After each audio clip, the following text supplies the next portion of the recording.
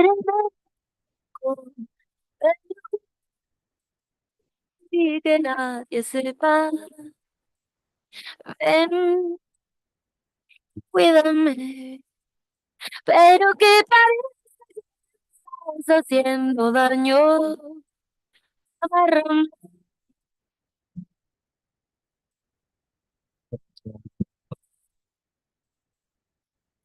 Te busco, dame una mirada y luego vuelve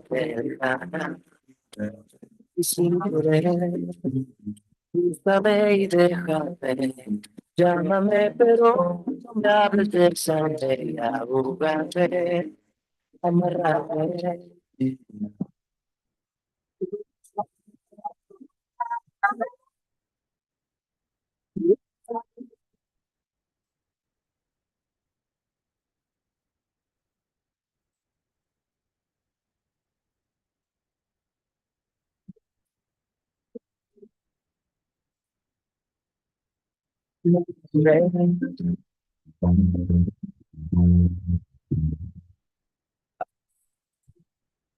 Ver tu perversión, hasta dónde llegas, hasta dónde me has llevado. Ignórame, ven y pierde la razón.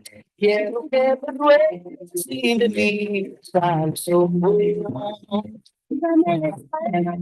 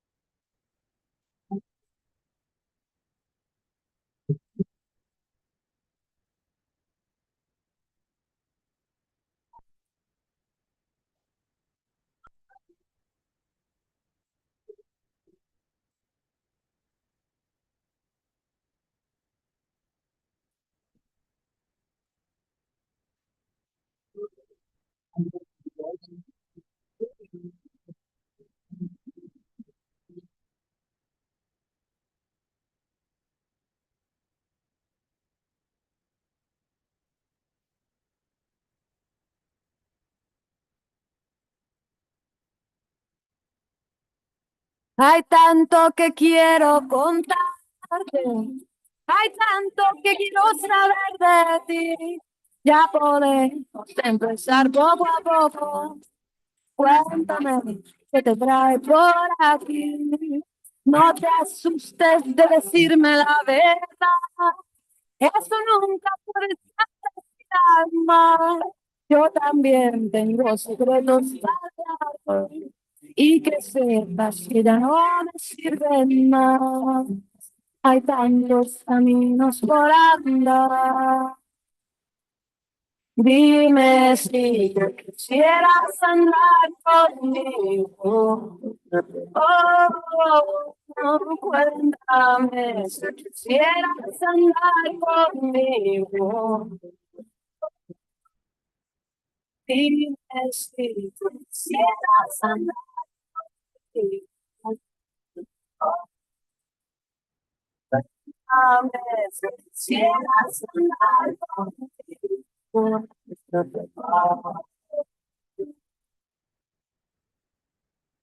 Estoy ansiosa por soltarlo todo, desde el principio hasta llegar al día de hoy. Estoy en mi para adelante, historia todavía sin final. Podríamos decirnos cualquier cosa, incluso darnos para siempre un siempre no. Pero ahora, frente a frente, aquí sentado, dejemos que la vida nos cruzó. Hay tantos caminos por andar. Dime si quisieras andar conmigo.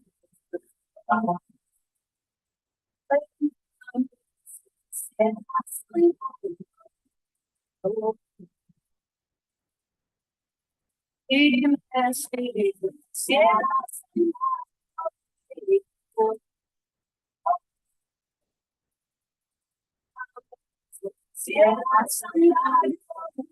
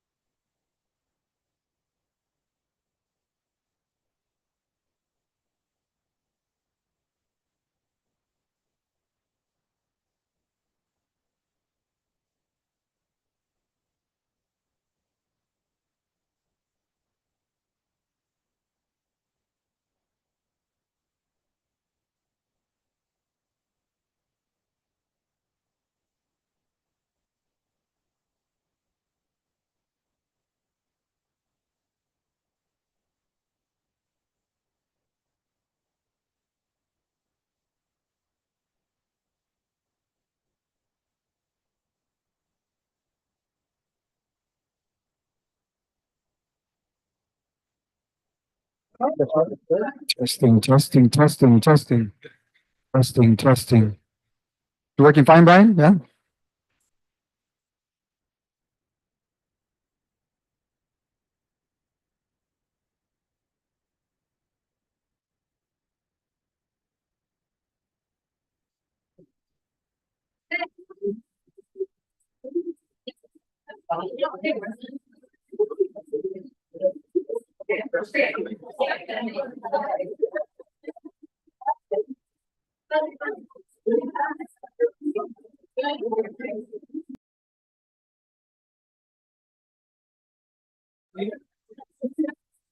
Folks ready?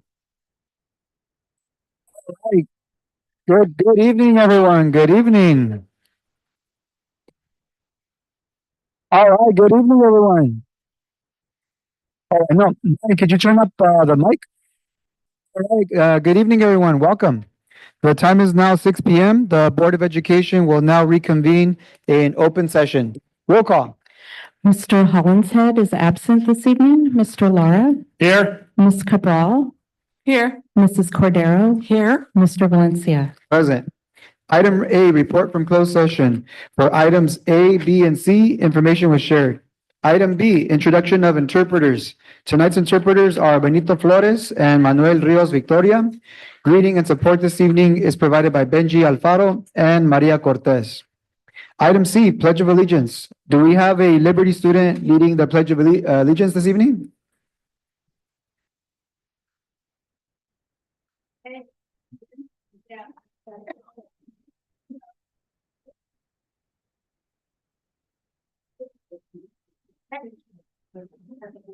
We do it at the same time. We have a recording and a live.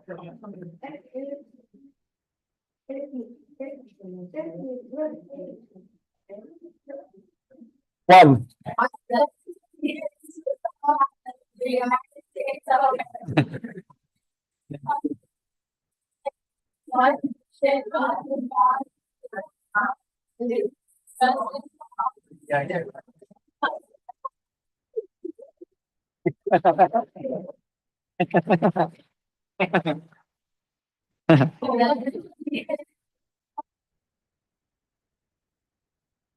And now we have item D, Inspiration Liberty School, Ms. Duncan. Good evening, Superintendent McDuffie and members of the board. When we were asked to do the school board inspiration, we immediately thought of our students who inspire us every day at Liberty. And we would like to share with you the highlights of our journey with inclusive education at Liberty. I'd like to start by sharing my why. It all comes down to children. We are preparing our children for life after high school, and each and every one of them deserve the least restrictive environment in education to prepare for this. As adults, we need to learn how to provide the supports needed to ensure their success in life. When I first became principal at Liberty 8 years ago, I had no prior experience with supporting students with disabilities. However, I quickly realized that all students are general education students first, and they require different supports based upon how they learn. In alignment with Santa Maria Bonita School District beliefs, we believe each person has inherent value and deserves respect. We believe all people belong, have a voice, and can contribute.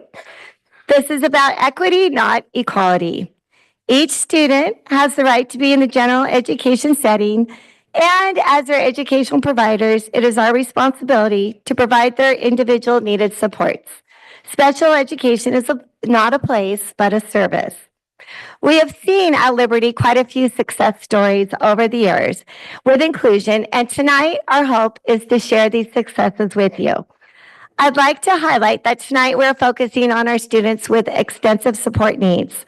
I know you've heard that at some school sites, classrooms have had to be evacuated due to extreme behaviors from students with disabilities. However, that's not the case at Liberty. In fact, all of our evacuations have been with general education students without IEPs. We are seeing that with the current supports, our students are able to make growth both academically and socially while in the general education setting. Over the past few years, we've been working with the Diagnostic Center, specifically Nicole Ward, and I'd like to share with you a clip with her telling a bit about this journey. Okay. Oh.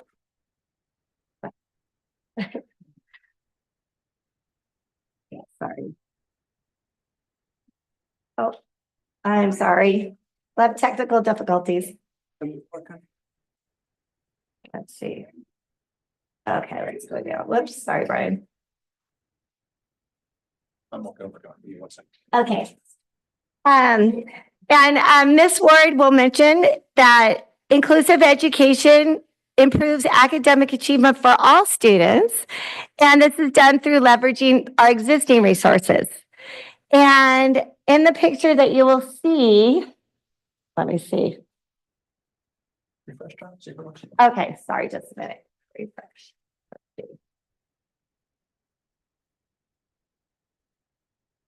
Okay, here we go.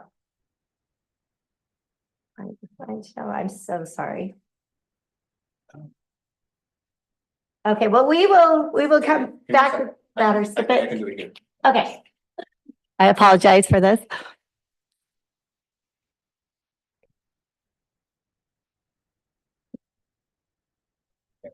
Okay, that's okay. She was going to tell you about some research and some work she has been doing with Liberty, but she's really had an impact on all of our students and the supports that our staff are able to give our students. Okay. And this picture that you see up here, we also had a student that was telling about her experience, but you can see in this picture up here on the right, this is a general education class with a extensive support student in kinder with the aid that's helping other students and not the inclusive students. So it goes to show that our support staff supports all students. Okay, here we go. You got it? Okay, here we go. Hi, I'm an education specialist at the sometimes I want to just take a brief moment to give you an overview of the research that's been done in inclusive education. So for over 4 decades, research on the education of students with disabilities has consistently demonstrated inclusive education leads to academic and social outcomes for all students, even those without disabilities. Studies have repeatedly shown that children in fully inclusive settings perform better academically and socially than those in segregated environments, such as special day classes. In fact, research has shown that not only do all students benefit from inclusive education, but teachers become better teachers and other school staff report greater job satisfaction. In the 1970s, no research has indicated that students with disabilities in separate settings outperform those in inclusive settings. The more time a student with a disability spends in a general education classroom, the higher their test scores in subjects like math and reading, fewer instances of disruptive behavior, and lower chances of future employment. This positive correlation holds true for all students with disabilities, regardless of the type or the severity of their condition. Thank you.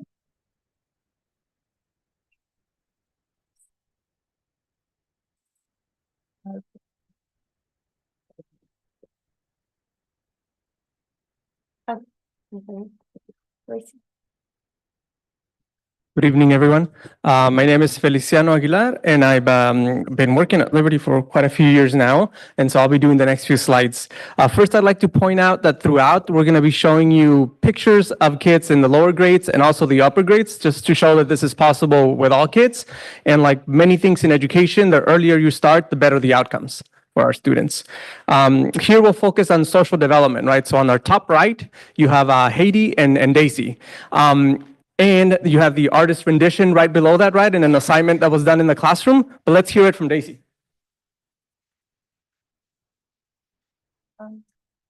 Okay. I think we're requesting access for quite a few things. So unfortunately, we'll skip that for now just for the sake of time, but it's really cute to hear her reading about it. What I wanted to point out in her reading this is that when she mentions that they walk to the cafeteria together every day, right?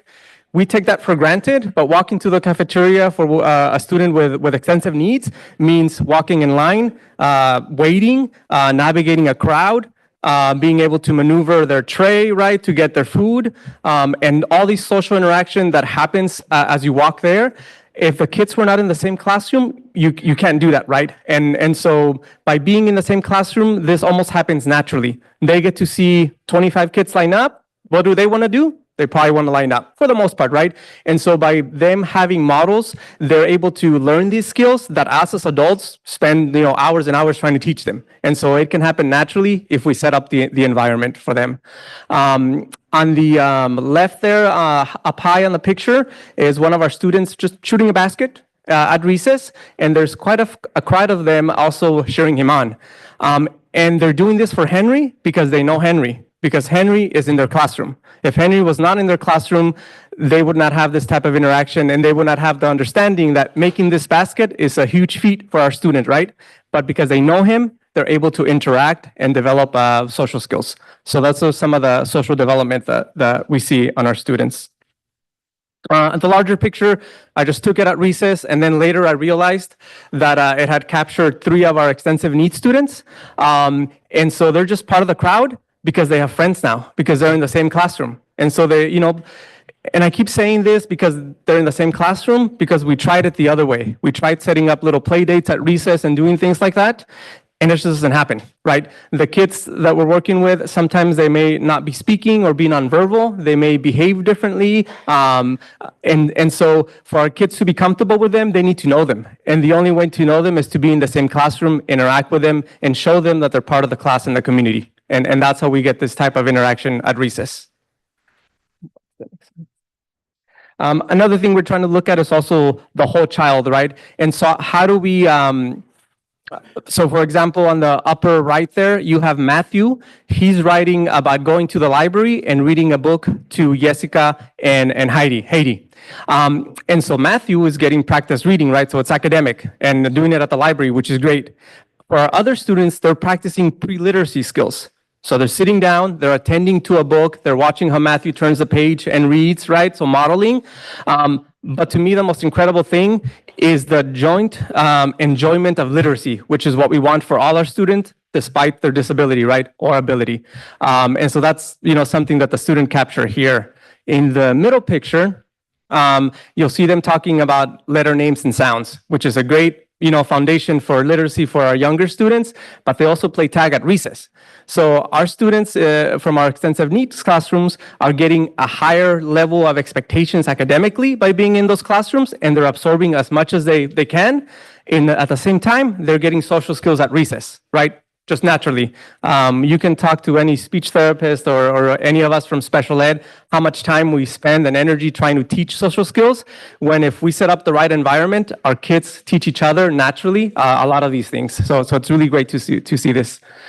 Here we had a teacher, first grade gen ed teacher, talking to us about the benefits that she sees for her general education students, right? So we're talking empathy, we're talking patience, we're talking being really mindful. We have one student, as you can see, in a wheelchair, and in that classroom, kids are very mindful about Chromebook cables being in the way, anything cluttered, they know that a student will have a hard time getting through, and they do that on their own. Again, sometimes we try to teach the skills, but when they actually have to do it for one of their peers, they just learn it on their own, and they're advocates for her at this point. And I'll go to the next one. And now we'll have the family perspective, and I feel like we have 2 parents here that are speaking as to their experience, and I feel it's important that I'm going to step aside for a few seconds and try and get us access to that. But in the meantime, let me see what the next one would say. I can get you here. Okay.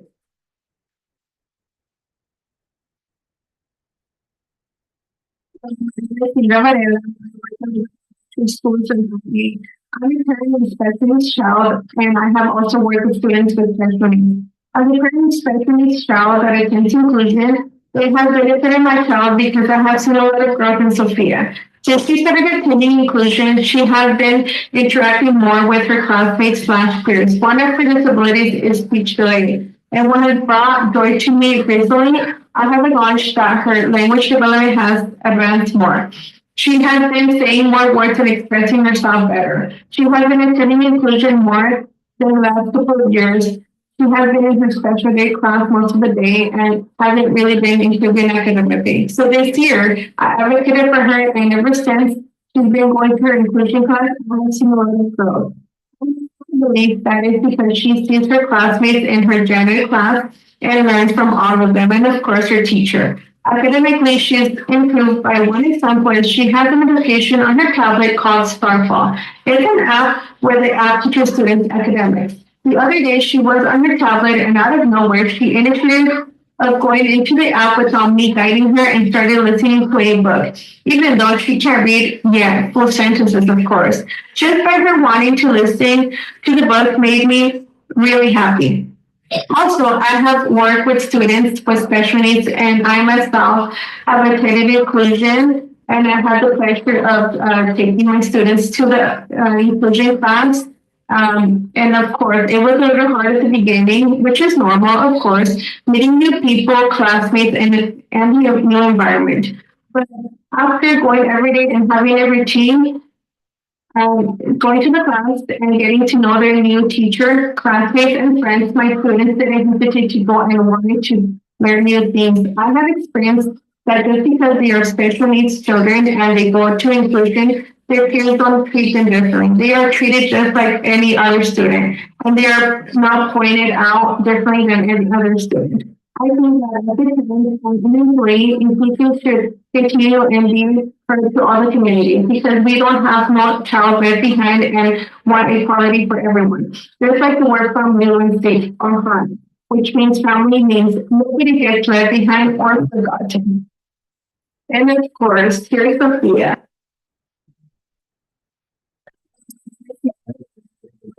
Garcia. Because I have to know the growth in Sophia.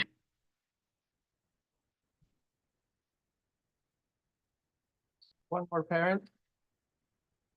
Hello, my name is Abraham Garcia. I am Michaela Garcia's father. Michaela graduated from Liberty School this past year. She is now in Jimenez, 7th grade. I would like to say that my wife and I are very, very happy that Michaela was part of the inclusion program. We believe that it helped her develop better social skills. And we believe that it helped her confidence and her self-esteem. She is growing and flourishing and becoming an amazing person. Of course, we know that has a lot to do with us, but also the inclusion program, I believe, really helped her. And I believe that it should be in place and it should be applied to any student that meets the criteria. Thank you.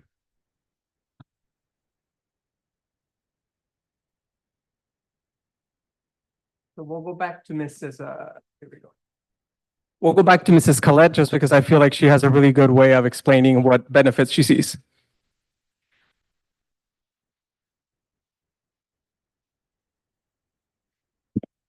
I teach first grade here at Liberty Elementary. I just want to speak to some of the amazing things that are happening with inclusion just in my classroom. I think 6-7 years of age, we're starting to develop that empathy and that realization that the people around us also have feelings. It's not just about ourselves. And I'm really seeing it grow, especially with the inclusion model. And having students in here with different abilities. They communicate differently, they behave differently. And it's really awesome to see more students kind of become these helpers and these leaders. And I think as myself, I didn't really ever go up with a student with disabilities in the classroom, which in the class I was very separate classes. And so I think having these capable adults that are modeling it's really going to benefit society in more ways than we can ever imagine. It's been really beautiful to see all the students have these rich social interactions. They communicate using AAC. A lot of them are learning sign language alongside the sign. So they give us our language performance. So I think as a teacher, our role is to build these compassionate, empathetic individuals, and having students with different abilities in the classroom is really the key. So thank you for listening. All right. And so we're going to show you one more. I am Michaela Garcia's father. S- Sorry about that. So here, all right. Thank you, Sylvia. So here I couldn't help myself yesterday. We had a meeting with the Lopez family, as you can see. And so Heidi, before this, that's her. She had to get on a bus at 7 a.m. every morning and do a 1-hour commute to get to Liberty, while her mom drove her little sister to her school daily, right? And so after the meeting yesterday, a lot of hard work from Heidi and her team. The family is really happy that the children can now go to the same school. And so that's going to be really helpful for them. And so they're actually holding the paperwork that indicates that. So I wanted to point that out. And then on the lower right, we have many students like Heidi. You can see that some of the commute that our students are having are 2 hours long. And so we're talking about students with significant, disabilities, sometimes as young as 4 years old. So if you and I were on that bus, well, we probably wouldn't get on the second day, right? But if we were on that bus, we would probably be reading, talking to friends, or maybe just on our phones. Our students with extensive needs do not have sometimes the skills to do those things, right? And so I feel that every time we can have a student like Haiti go to her homeschool, it's a celebration for her family, and for the team around her that is allowing this to happen. We work pretty closely with the receiving school, and so it's kind of a team effort, right? It's not just anything that we do, but it's the family, the student, and schools that are working with our students. So I wanted to make sure to point that out. And we have one more video that will show.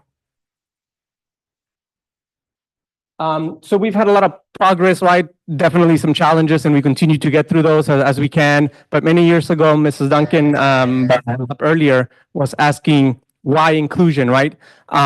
And I think now we've moved on to why not. And this has allowed us and freed us up to think about solutions, be creative into how we support our students, and not get bogged down by barriers, negativity, or things that are not within our control. So it's really helped us now when we see a child, we say, why not? And so we work to get there, whatever we need to do.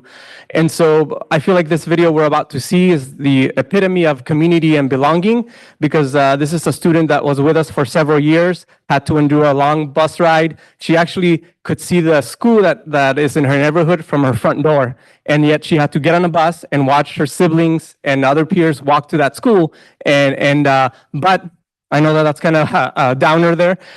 However, there's a solution, right? And this is what this shows. We worked really hard, including the student and her team. And now you get to see what happens when she gets to go to her homeschool.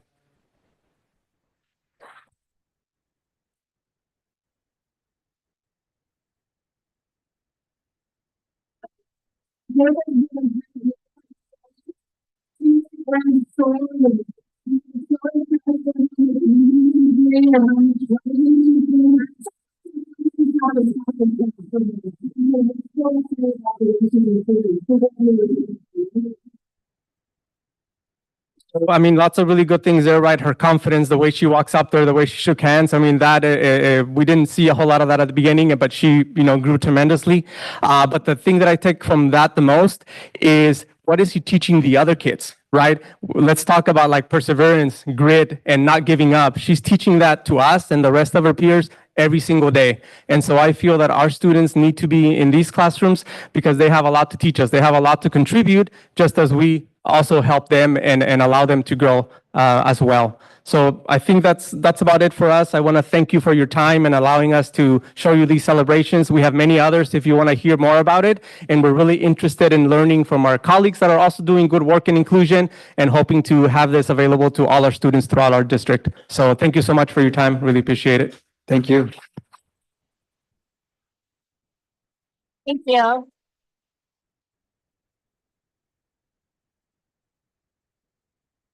Thank you very much, Mr. Aguilar and Ms. Duncan, for all the time you all took in your presentation.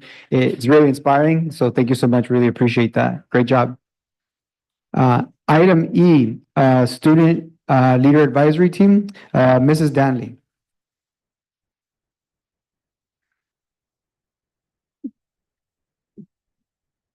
Good evening, Dr. McDuffie and Board of Education members and cabinet. It's always a privilege of mine to introduce these students, and I will let them take it over. Hello and good afternoon. My name is Yerei Leon from 6th grade Sanchez Elementary School. One thing you might not know about me is that I like origami and playing with ballad songs. These hobbies are all unique and dig deep into ancient roots. As a district leader, I chose to work on interviewing. I plan on talking to my school about my experiences here as a district leader and motivate the future 6th graders to join this group. As an example, my cousin wants to join this group, but he watches TV and plays video games all the time. I told him if he wants the opportunities I have, focus on school and life will give you the opportunities you deserve. The biggest challenge I anticipate is not having enough time for all my outside activities. So I plan to learn to manage my time better and differentiate my priorities. It is challenging when I focus on soccer more than I do on school. Thank you for your time.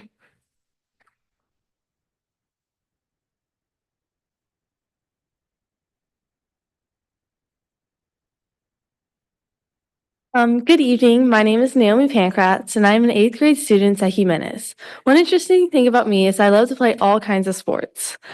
This year, I was given the opportunity to be a part of the student leadership program at my school with students from all over the district. As a student leader, I've been able to learn many leadership skills that I can now use inside and outside of the classroom. As a student leader, I've been able to learn how to collaborate better with the team. Some really important collaboration skills that I've learned is that to be a good leader, I have to be able to listen and know my teammates. For example, in our first student leadership forum, we had to build a spaghetti and marshmallow tower using only one hand.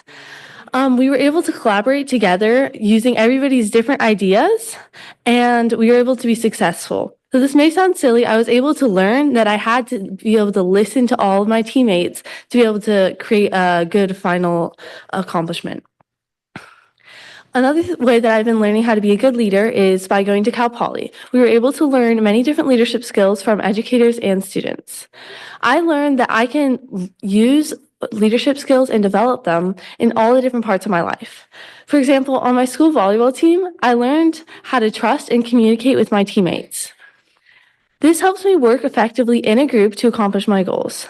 One way that I've applied all of these leadership skills is creating weekly news at my school with my school leadership team.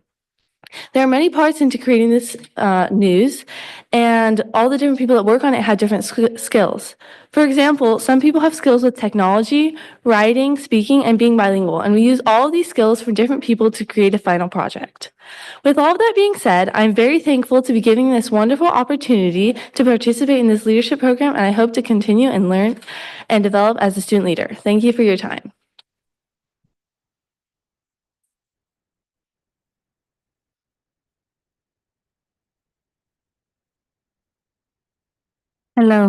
Hello, board members. My name is Lizette Hernandez. I am a 6th grade student at Fairlawn Elementary.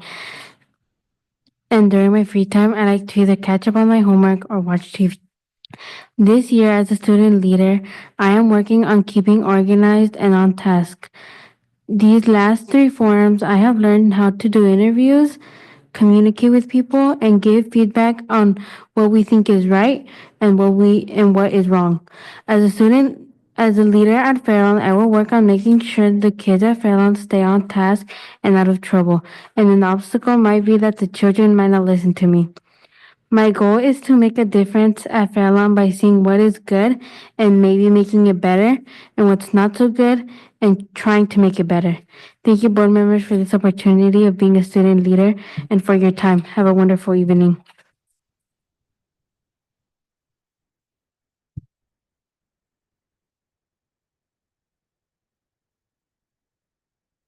Good evening and hi. My name is Nina Garcia, and I'm a 6th grader at Jimenez.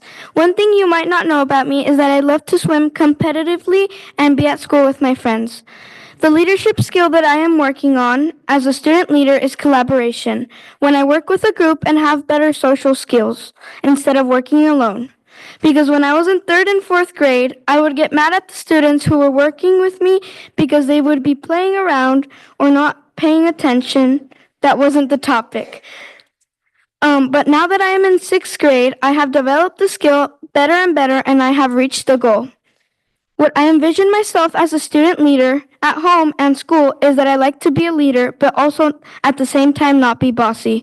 On campus, I like to pick up trash and help my community since there's so much trash. All this trash goes to the ocean and can kill many different sea animals. As a student leader, I am working on getting a better understanding of people's opinions. I used to do anything I liked, but never asked my friends what they wanted to do or play. I would always want the teachers to use my idea or projects, but now that I know people's ideas and perspectives, I am used to listening to their ideas, and if they let me, to add a little more detail. Thank you for your time, and to all the teachers I've had who could help me get better at my skills and are always supporting me. Thank you.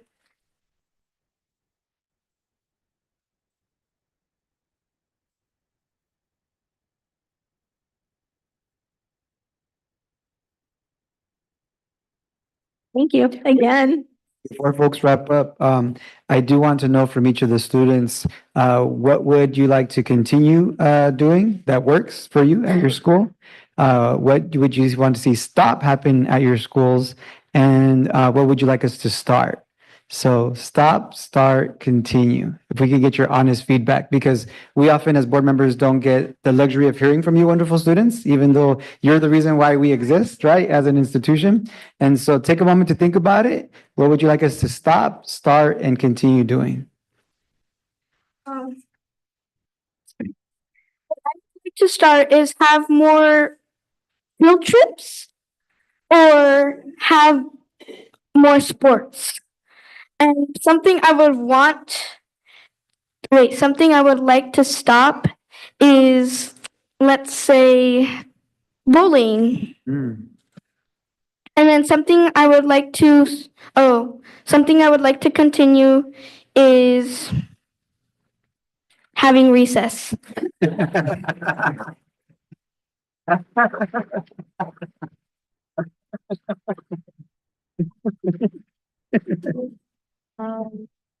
Okay, so something that I would like to start at my school is maybe switching classrooms more often, since we only have 2 teachers, even though we're junior high.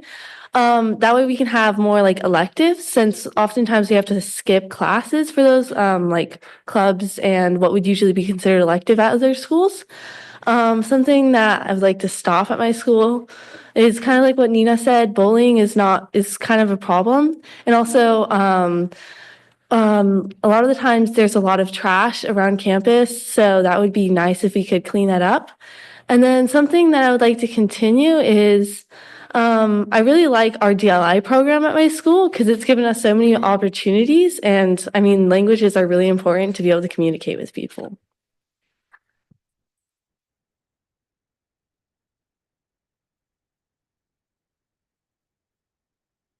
One thing I would personally like to start is having more academic activities that you could do after school, because 2 of my friends have joined photography club and robotics, but I have gotten feedback from them that for sometimes it could be boring. And and one thing I would like to stop is probably throwing away trash on the floor instead of an actual trash can, which we have all over campus. Thank you.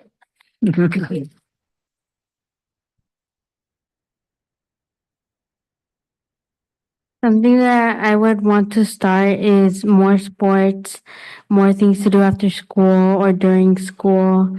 One thing I would like to stop is state testing. They take too long.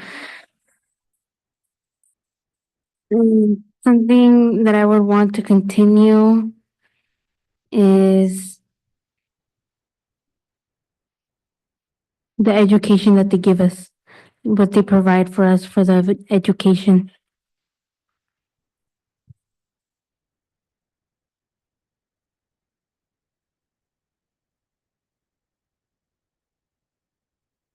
Wow. That was super impressive. We really appreciate, your thoughtfulness and how wonderful your ideas are. I'm taking really good notes. I hope our superintendent is taking good notes, and the board members, I know we're very impressed. So we can't thank you enough for your leadership and for modeling, right? What it means to be a good leader on our campus. Thank you so much. We would now, yeah, I want to put a big round of applause for that one more time, please.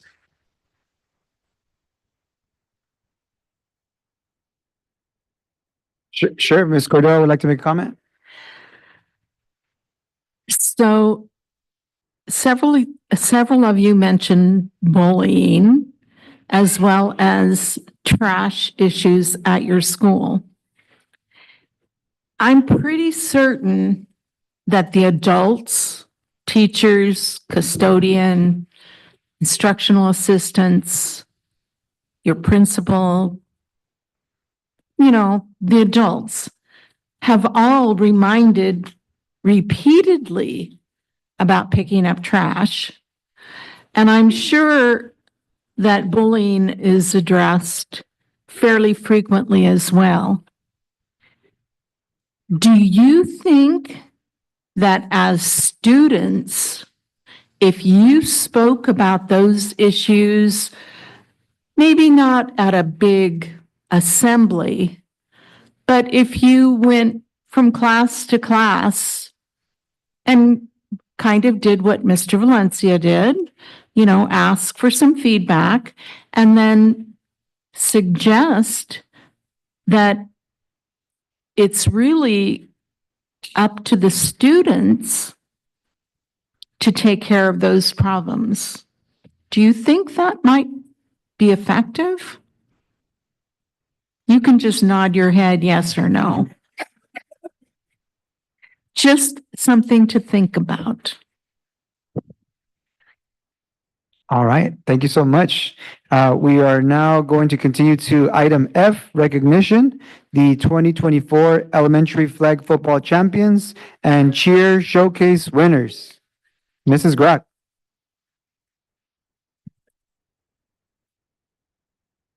Good evening, board members and audience members.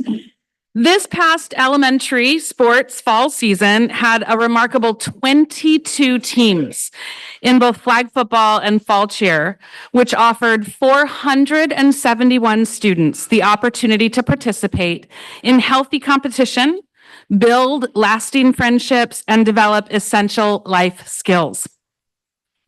SMBSD's elementary 12 flag football teams engaged in a thrilling season of competition. After a regular season of 5 games, all 12 teams advanced to the playoffs. The championship game was a nail-biter, pitting the second-ranked Ontiveros Condors against the first-ranked Sanchez Lions. I know.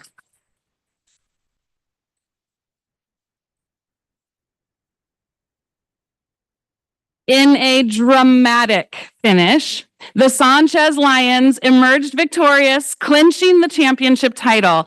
And this win marks a significant achievement for the Sanchez team, who have persevered through 4 consecutive years of championship appearances to finally, tonight, claim the coveted trophy.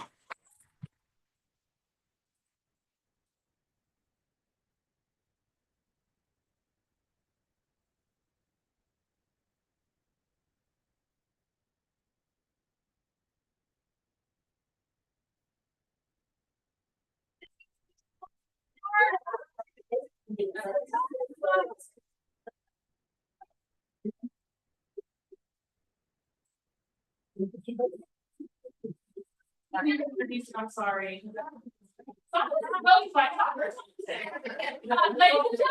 Your flag football champion.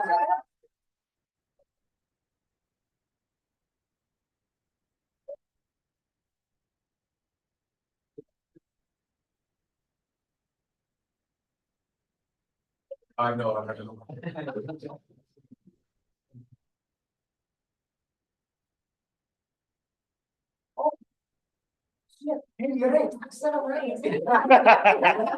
on in, let's get a picture. Yes. Linda, join the team.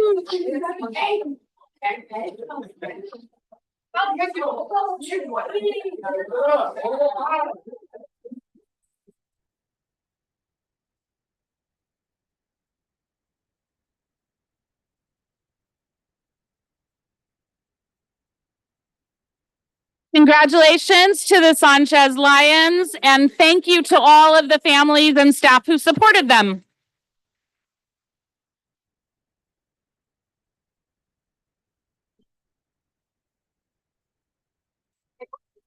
Yeah, sure. I need to be able to see your faces though. Okay. There you go. Perfect.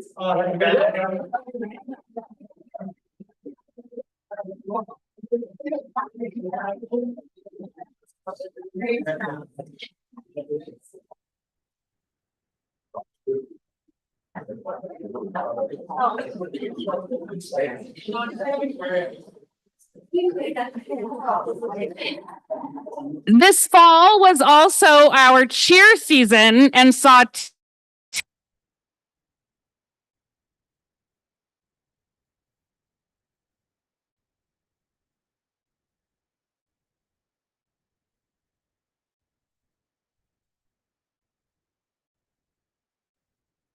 and tuck jump.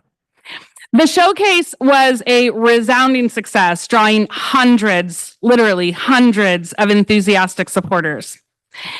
Tonight, we recognize the Miller Mustangs who claimed the Best Team Cheer Award. Come on up, Miller Mustangs.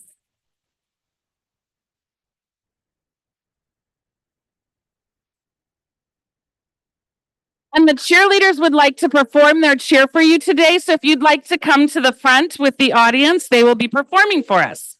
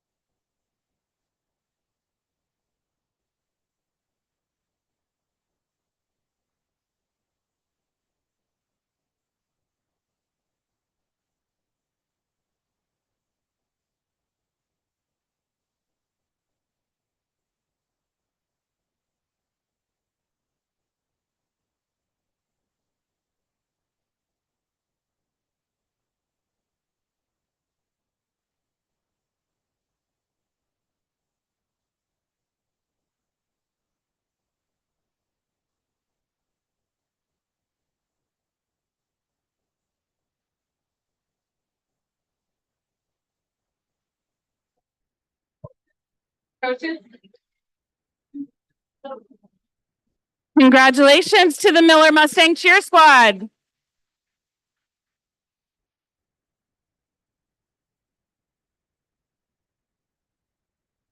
So like to recognize that at the cheer showcase, the Oakley Dolphins were granted the Best Dance Award.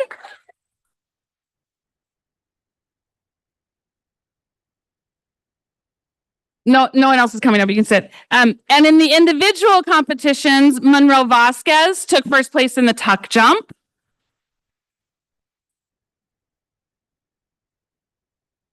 And for the toe touch, Aaliyah Perez earned first prize.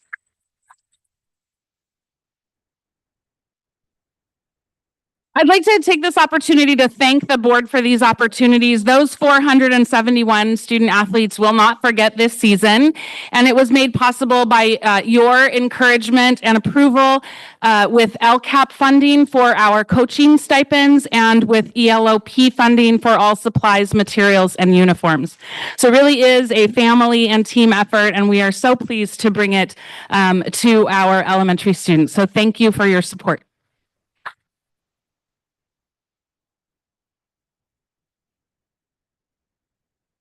I just want to take a moment to also thank all of our families. I see how difficult it is for parents and guardians to take their kids, pick up their kids from these sports events, the snacks, preparing dinner. I know it can be really, really hectic, but as we can see from their wonderful development, like they're so worth it. So I just want to take a moment to thank not only our staff and the students themselves, but also the families for your time and commitment and your investment in the education of our young people. So a big round of applause to our families, our guardians. Yep.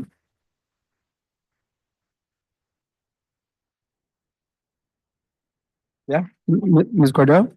Yes, and I would just like to say to Mrs. Grock and Mauricia, now I forgot her last name, the head of the PE TOSA, for the great job that was done in organizing everything. I didn't, of course, make it to all of the games, but I did make it to some and the championship. And it was very rewarding to see our students out there on the field playing, having fun, and being good sports. Not once did I see any member of any of the teams get upset and show any anger toward another student, even if they were on the other team. So I think that says a lot for the coaches. The cheer event that was held, I was there for a good part of it.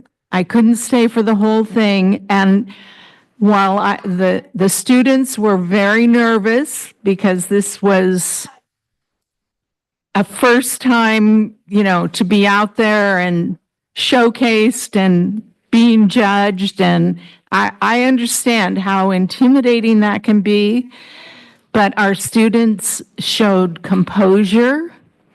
They listened to their cheer coaches, and they responded with a great deal of enthusiasm. So I cannot say enough about how wonderful it feels as a school board member to know that many of our students are able to take advantage of these opportunities.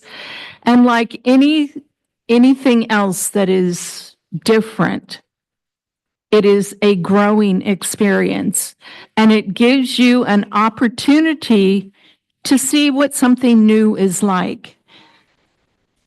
And that, in the end, all of those experiences put together will add up to inspiring you to reach for whatever you have decided you want to do or become.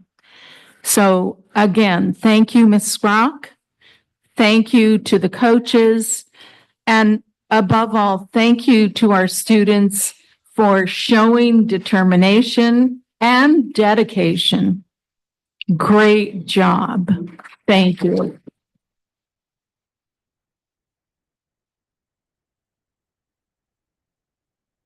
And I apologize. I get so nervous when I speak to the board. I sped through my little reading here and failed to take the pause when I should have to recognize our Oakley Dolphins.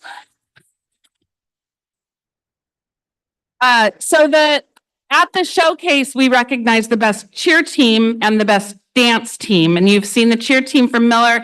The Oakley Dolphins are with us as well. They are the best dance team. Please join me in congratulating them. You know if they're going to do a dance during? I don't think I was just gonna come and take. Oh, okay.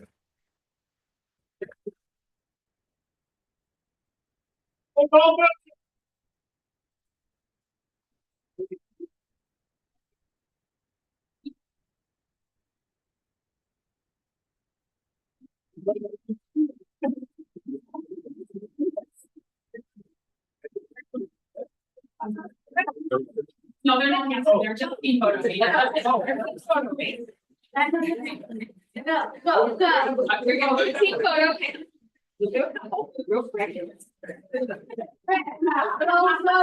Okay, now four.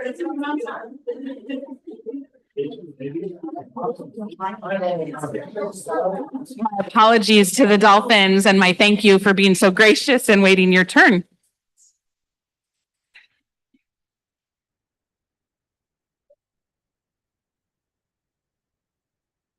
Dr. Martinez, get in there. Go Dolphins!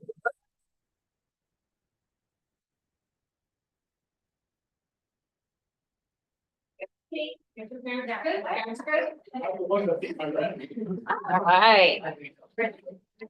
Congratulations once again.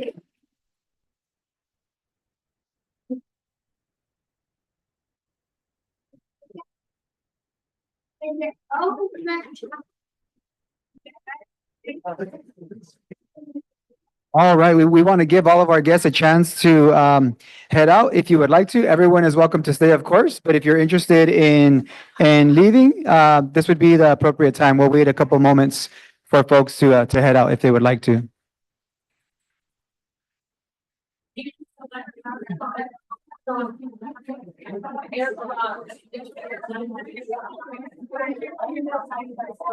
Two board meetings in a month. What's that? I said, if we have two board meetings a month, we won't.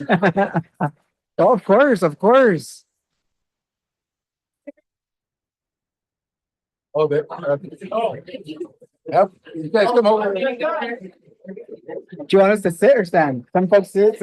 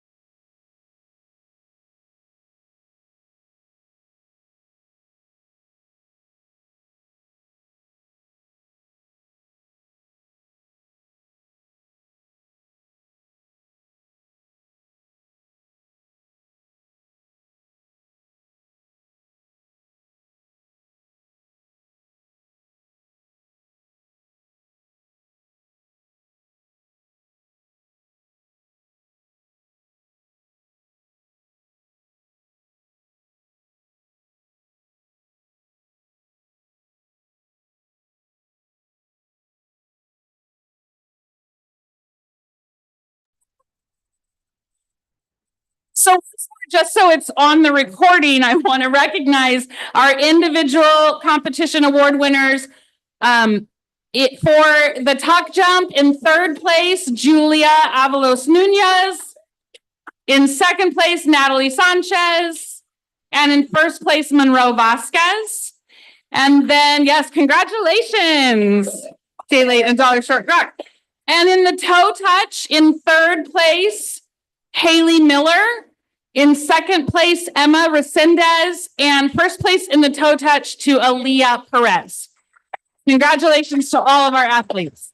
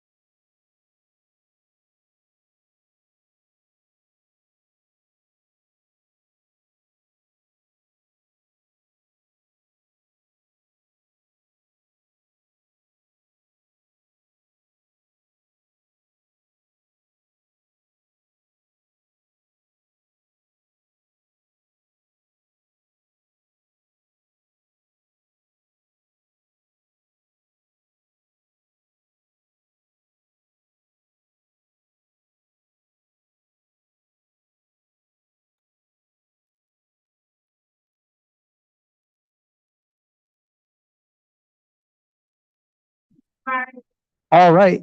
Thank you so much for everyone's patience. We are now at item 8, public comment period, open session. Public comments are intended for members of the public to address the Board of Education on items involving the school district. Such testimony shall be limited to 3 minutes each, 450 words per person subject, and 15 minutes total for each topic. If an answer to a specific question is requested, the board president will, if appropriate, direct administration to respond in writing. This is just a reminder to all speakers and presenters to be mindful when speaking at the podium and not speak too quickly so that our interpreters can increase accuracy and keep pace with our Spanish and Mixtec speaking audience. Do we have any non-agenda public comments this evening, Dr. McDuffie? Yes, we do. Rebecca Rich.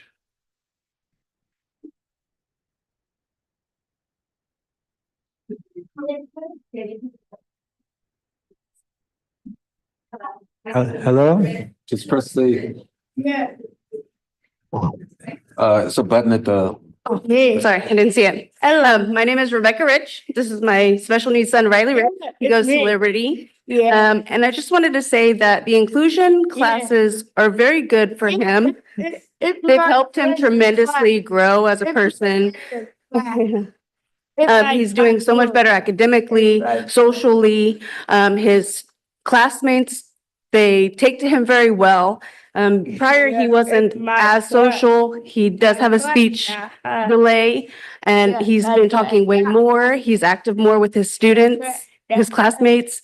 And I'm just so very thankful that they give him that opportunity to be in the general ed class. And for the kids also in the general ed class, it helps them learn how they are and not look at them any different. You know, just because they are different, it doesn't mean they have to be treated different. And I am very glad that he has that opportunity, and he's a happy-go-lucky child. You know, everybody loves Riley. And as you can see, you know, he's, yeah, you know, and I'm just very thankful, and it is a very good program. And if it is available, anybody who is like able to do it should. So, thank you. Thank you very much. Ready? Not the door.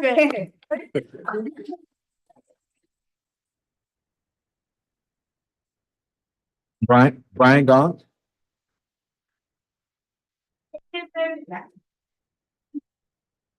Good evening. My name is Brian Gong. I'm a kindergarten teacher at Liberty Elementary School and the director at large for the Santa Maria Elementary Education Association. My role as director at large is union representation for all members, as well as supporting equity, diversity, and inclusion for our membership, for our students, and for our community. My comments today are in regard to equity, and in particular, I want to share why inclusion practices at Liberty School are successful and what the district can do to facilitate successes across Santa Maria Bonita. Number one, small class sizes. We are very fortunate at Liberty to have small class sizes in TK and kindergarten. Inclusion has been successful for us because class size numbers are reasonable in kindergarten, 24 or less, and TK, 20 or less. This is an effective practice for inclusion and really an effective practice for all members and all students in Santa Maria Bonita. If we want inclusion to be successful, we need lower class sizes. Two, flexible professional staff. Inclusion is successful at Liberty because of our staff. Administrators, certificated, classified, and vendor staff are flexible and dedicated to inclusion across our campus. Likewise, students with special needs require flexibility for success to meet their goals. While Liberty is appropriately staffed support professionals, it is crucial that employee vacancies and shortages are filled so that inclusion programs and our students across the district receive the education they deserve in a safe environment. Three, collaboration time and meaningful professional development. Inclusion is successful at Liberty because staff have collaboration time during the workday. The district has provided roving guest teachers for this practice, which has been very effective for our members. Liberty staff also receives professional learning time that is relevant and meaningful to their needs for inclusion, for curriculum we are teaching, and for collaboration. You have heard from members from other sites at previous board meetings regarding challenges they face with inclusion, and there is still much work to be done in our district. I have heard their concerns, and I know you have as well. So I close by asking you to look at 3 practices which create success. 1, lower class sizes. 2, flexibility for students and staff, appropriate staffing, and filling those unfilled vacancies. And 3, collaboration time for all staff with meaningful professional learning, especially during the workday. Thank you so much. Aaron Cazada? Cazada. Thank you. Hello. Thank you for having me up here tonight. My name is Karen Casada, and I've been working as a resource ed specialist at Liberty for the past 16 years. I have students in kindergarten, 5th, and 6th this year. At Liberty, about 8 years ago, our vision changed. We began working with the Diagnostic Center to improve our inclusion practices and make our school inclusive for all. When I first began working in resource, I had 28 students and 1 part-time aide.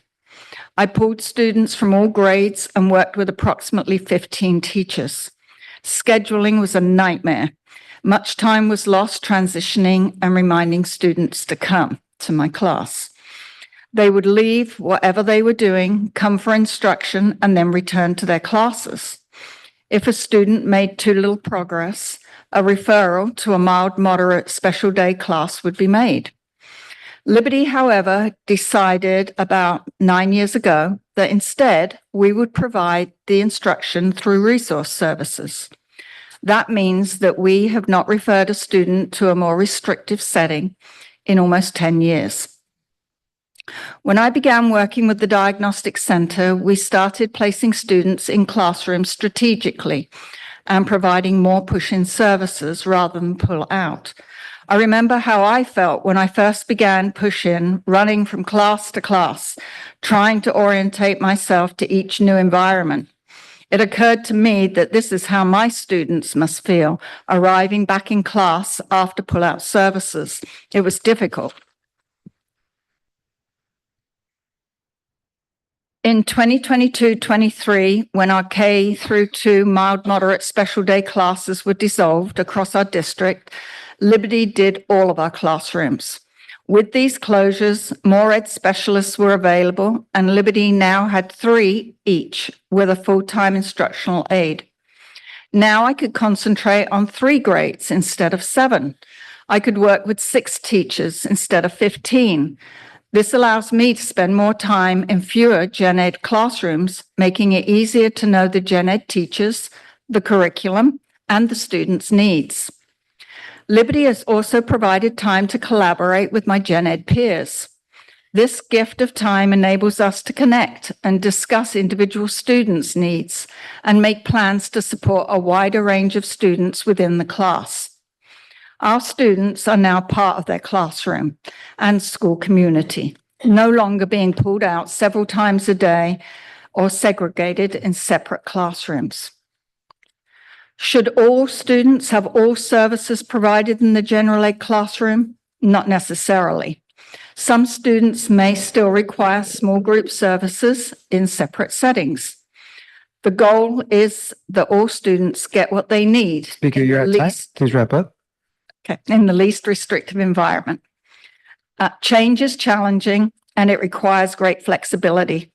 It takes trust in the process as it can sometimes be difficult to see the big picture. Each of these changes has moved us in the right direction, but there's still more work to do. Thank you. Thank you. And Gail Bieniello. Vieniello. Sorry, Gail. I've been out of practice. It's like the 4 letters VNLO. Say it fast Oh, you together. told me There that. you I go. met you. Good evening, everyone. My name is, let me put these on. My name is Gail Vianello, and I'm the new area administrator at Liberty Elementary. I've been truly impressed by the success of the school's inclusive model, where students at all levels are integrated into general education classrooms. What stands out to me is the exceptional level of support and communication that makes this program work. Liberty has received invaluable support from the district and outside sources, which has been key in building a successful program we have in place today. This support has led to a staff that is willing and open to receive all students. When students transition from our ESN classes to a general education setting in another school, we prioritize open communication. We invite staff to observe the student and offer ongoing support to ensure a smooth transition. The collaborative spirit that exists here, where Liberty both receives and extends support, fosters a strong network of care for all students. The success of Liberty's inclusion can be duplicated across the district with this support, communication, and collaboration, so that we ensure that every student receives the resources and opportunities they need to thrive, and we make the world a better place. Thank you.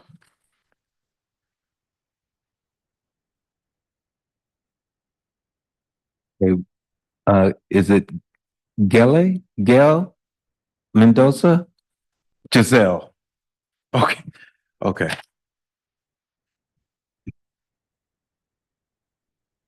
Hi, my name is Giselle Mendoza.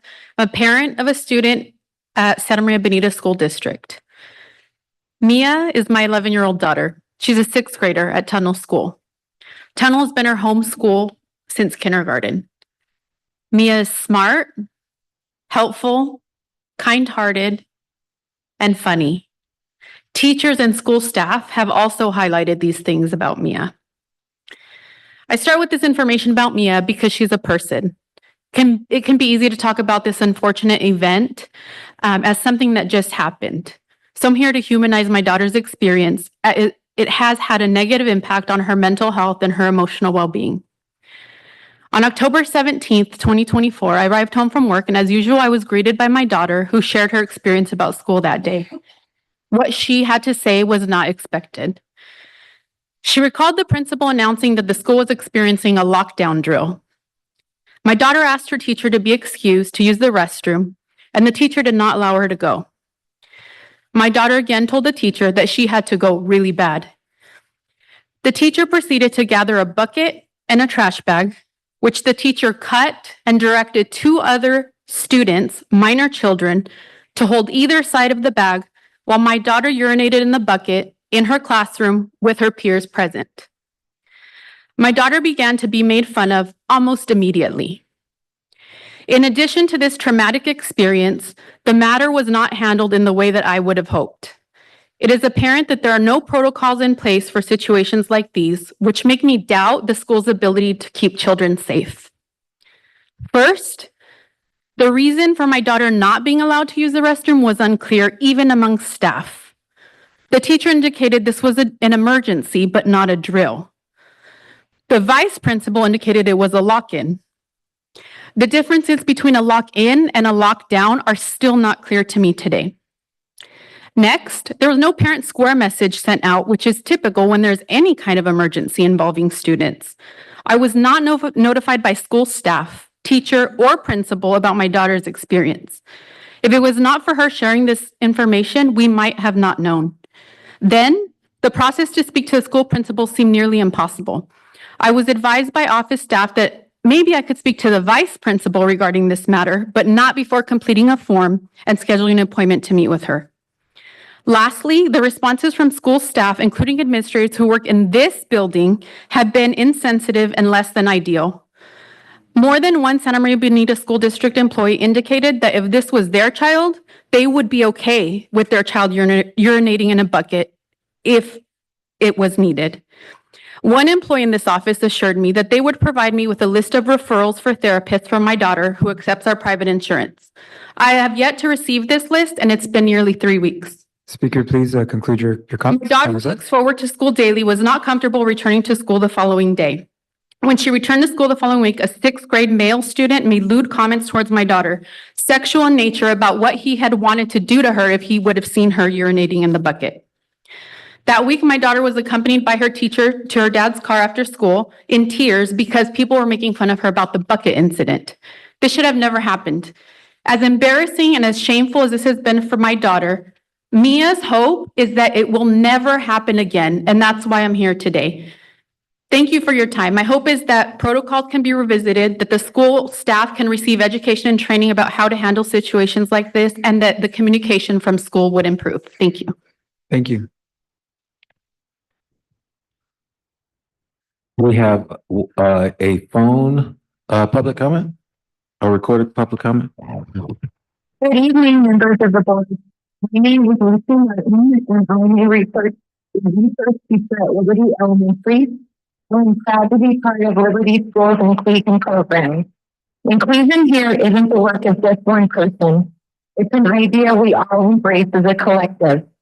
Every day, from principals to office staff, aides, and teachers, people go out of their way to say hello to students, to show kindness, and to support them in both small and large ways, and helping kids learn to play together to guiding them through homework assignments. This commitment is woven into our school culture, creating a supportive environment that truly values each student. As a former teacher from New York City, I am thrilled to see this dedication to inclusion in our district. To keep growing this vision, we need time for collaboration and team building. These opportunities are essential for building the trust it takes for educators to work together effectively. With that trust, we can create even stronger, more cohesive support for every student. Thank you for your support and consideration. That's all we have. And Dr. McDuffie, does that include public comments on agendized items? There are no comments on the agendized items. Thank you. Item 9, approval of agenda as presented. Before approving the agenda for tonight, do we have any requests to pull any items? Yes, President Valencia, I'd like to pull item 12A, Community Schools Update. Bring it back at a later time. May I have a motion to approve the agenda as amended? It is moved by Ms. Cordero and seconded by Ms. Cabral to accept the agenda as amended. Roll call. Mr. Lara? Ms. Cabral? Aye. Mrs. Cordero? Mr. Valencia? Aye. Motion passes. Item 10, consent items. Actions proposed for the consent agenda are consistent with adopted policies and approved practices of the district and are deemed routine in nature. They will be acted upon by roll call vote in one motion without discussion unless a member of the board requests an item be pulled from the consent agenda for further discussion. Items pulled from the consent agenda will be voted on separately. May I have a motion to approve the consent items? And I'll second. It is moved by Ms. Cabral and seconded by Ms. Cordero to approve the consent items as presented. Roll call. Mr. Lara? Aye. Ms. Cabral? Aye. Mrs. Cordero? Aye. Mr. Valencia? Aye. Motion passes. Item 11, action items. Item A, select date for the annual governing board organizational meeting. Dr. McDuffie. Thank you, President Valencia. Mike. Education Code Sections 35-143 and 72-000 require the governing board of each school district to hold an annual organizational meeting within 15 days of the second Friday in December. At that meeting, the board schedules next year's regular meetings, select officers, and adopts board authorized signatures. Please note that the 2024 annual governing board organizational meeting for SMBSD is scheduled for Friday, December 13th at 4 p.m. Thank you very much. Are there any further questions? Seeing none, may I have a motion? I'll move that the Board of Education select December 13th, 2024 at 4 p.m. for its annual organization meeting. I'll second. It is moved by Ms. Cordero and seconded by Mr. Lara. Roll call. Mr. Lara? Ms. Cabral? Mrs. Cordero? Aye. Mr. Valencia? Aye, motion passes. Item B, Resolution 24-08, approving the absences of board members from meetings of the Board of Education. Dr. McDuffie. Thank you, President Valencia. The attached resolution must be adopted in order to compensate board members for absences from board meetings to perform services outside the meeting for the district if the board if the board member was ill or on jury duty, or the absence was due to a hardship deemed acceptable by the board. Are there any further comments or questions? Seeing none, may I have a motion? I'll go ahead and move that the Board of Education adopt Resolution 2408, approving the absence of board members from meetings of the Board of Education as presented. And I'll second. It was moved by Ms. Cabral and seconded by Ms. Cordero. Roll call. Mr. Lara? Aye. Ms. Cabral? Mrs. Cordero? Aye. Mr. Valencia? Aye. Motion passes.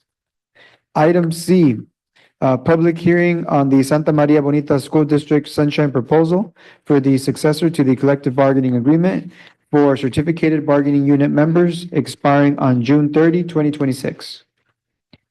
At this time, we will open the public hearing. The time is 7:16. Dr. McDuffie, do we have any comments for the public hearing? No, we do not. With no comments reported, we will close the public hearing. The time is now 7:17. Item D, discussion and approval of the Santa Maria Bonita School District Sunshine Proposal for the successor to the collective bargaining agreement for certificated bargaining unit members expiring on June 30, 2026. Dr. Bland. Thank you, President Valencia, Board, Dr. McDuffie. Tonight, the Santa Maria Bonita School District, SMBSD, has submitted its Sunshine Proposal for the successor for the collective bargaining agreement expiring on June 30th, 2026 for the certificated bargaining unit members.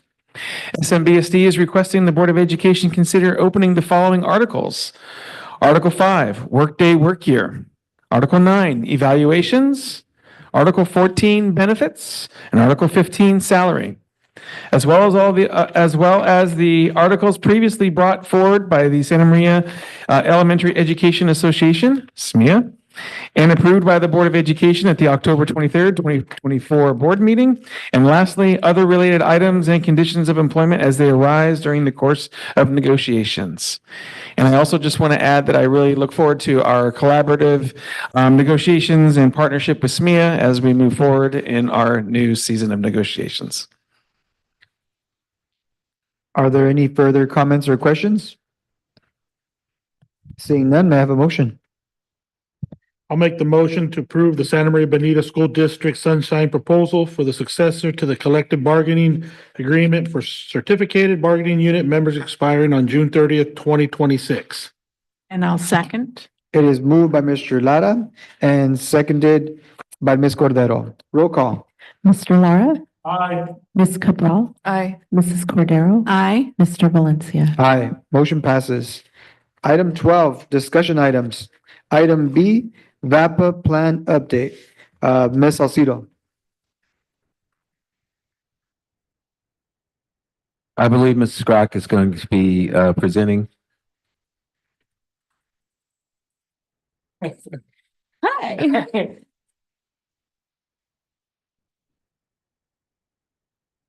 Oh.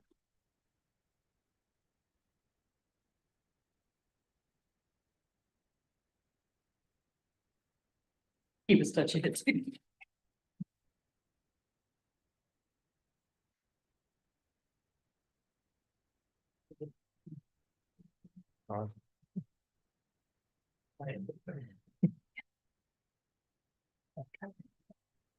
Good evening, board members. It's a pleasure to see you again. And it is truly a pleasure to bring to you our visual and performing arts plan update for the board's information. So you may recall that the VAPA plan that we wrote was a plan that spanned from 2022 to 2027. So we are in the middle of year 3 of a 5-year plan. And so we've summarized for you on the screen the actions that we hoped to achieve at each of those years.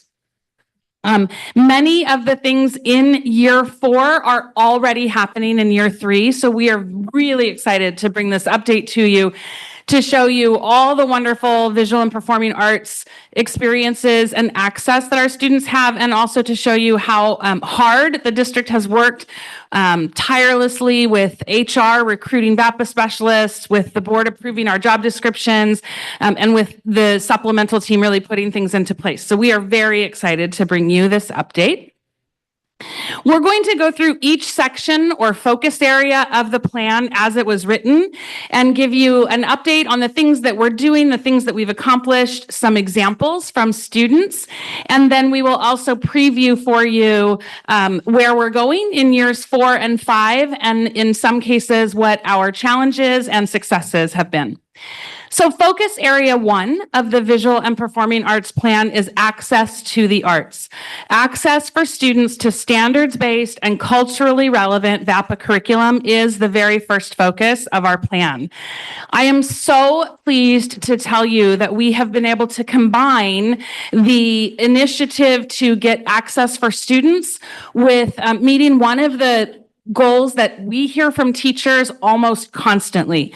So anytime that we interact with teachers, read survey feedback, what we hear again and again, and I know you know this as a board member, is there's not enough time in the day. There's not enough time in the day for the teachers to do all the things that the teachers need to do in order to provide high quality instruction to their students.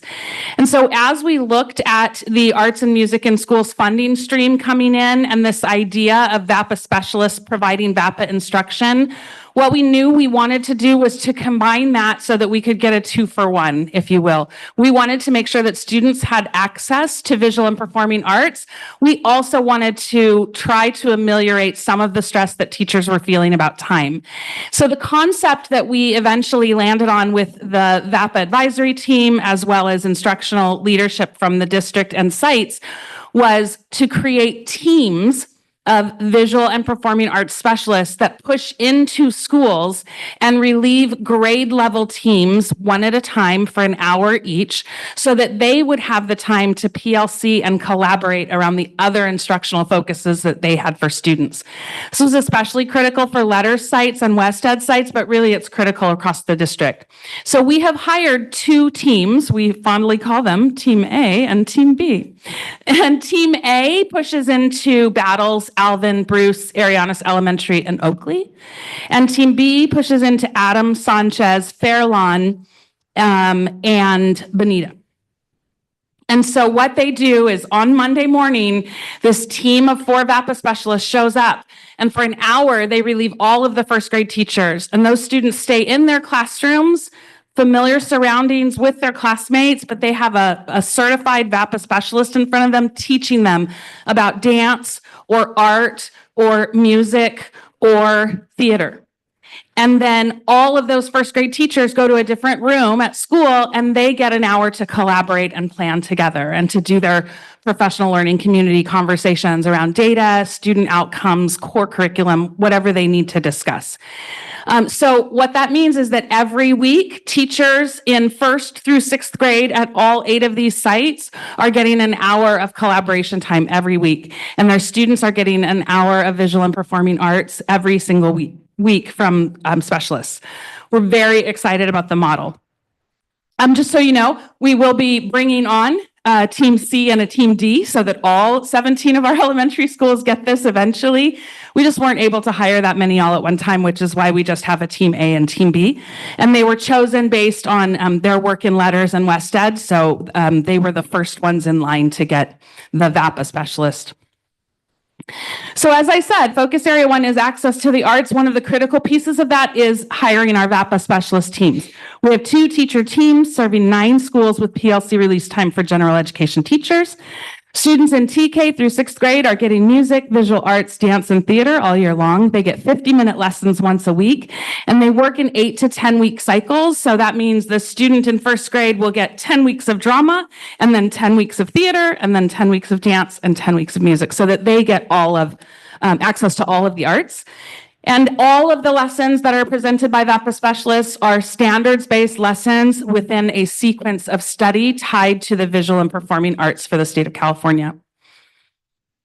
In addition, the kind of deal that we made with the schools that did not get a VAPA specialist was, you're not getting VAPA all year yet. We want to make sure that you're prioritized for experiences because we don't want your students not to get visual and performing arts, even if we're not able to provide a specialist. So for those non-VAPA specialist schools, we prioritized field trips and experiences so that their students would also get all of the access to the arts. We also, for full day TK and K in those schools, are offering art and dance through Children's Creative Project. We are is this your slide? Yep, sorry. Stop there. It is not my night, is what it is. It is a pleasure for me to introduce to you at this time our teacher on special assignment, or TOSA, for VAPA, who really carries this load. I'm not sure how we would ever manage as many field trips, experiences, and the VAPA specialist team, and 4 different curriculums in 7 different grades in 10-week cycles. He's really quite amazing and really has been a driver for this work. So please join me in welcoming Kurt Payne, our VAPA TOSA, who will continue to discuss our focus areas. Good evening, board. It's great to see you, Dr. McDuffie. Great to see you. And yes, Ms. Grock took a few of my lines, but it's A-okay. So I do want to talk about those 8 non-VAPA specialist elementary schools and the fact that it's really my priority that we've got VAPA specialists set up at the other 9, but I really want to prioritize help and support for them to continue to grow, with our hope that by next year we'll have 2 more teams. So 3rd grade music for all, I want you to know it's not just that. We also still continue to host and have band as well. So that is going on, but that's for all of our schools, all elementary schools. And then, of course, our priority booking is it's lottery based with the 8 specific schools that are in that group of non-VAPA schools. And what it ends up being is giving the opportunity for grade level experiences at each grade level, and I'll go through that in just a moment. Finally, junior high elective offerings. Currently, right now, we have visual arts as a trimester in 7th grade for all of our junior highs. And then Ariana's junior high has been approved for a year-long 8th grade visual arts elective. Music, we've added sections. So last year, it actually went from 2 sections to 3 sections to this year. We're now at 4 sections of offering music at the junior highs. And that's, we're offering jazz band or percussion as one of the additional sections, along with the beginning and advanced band. And hopefully, I click this. Nope, I knew I was.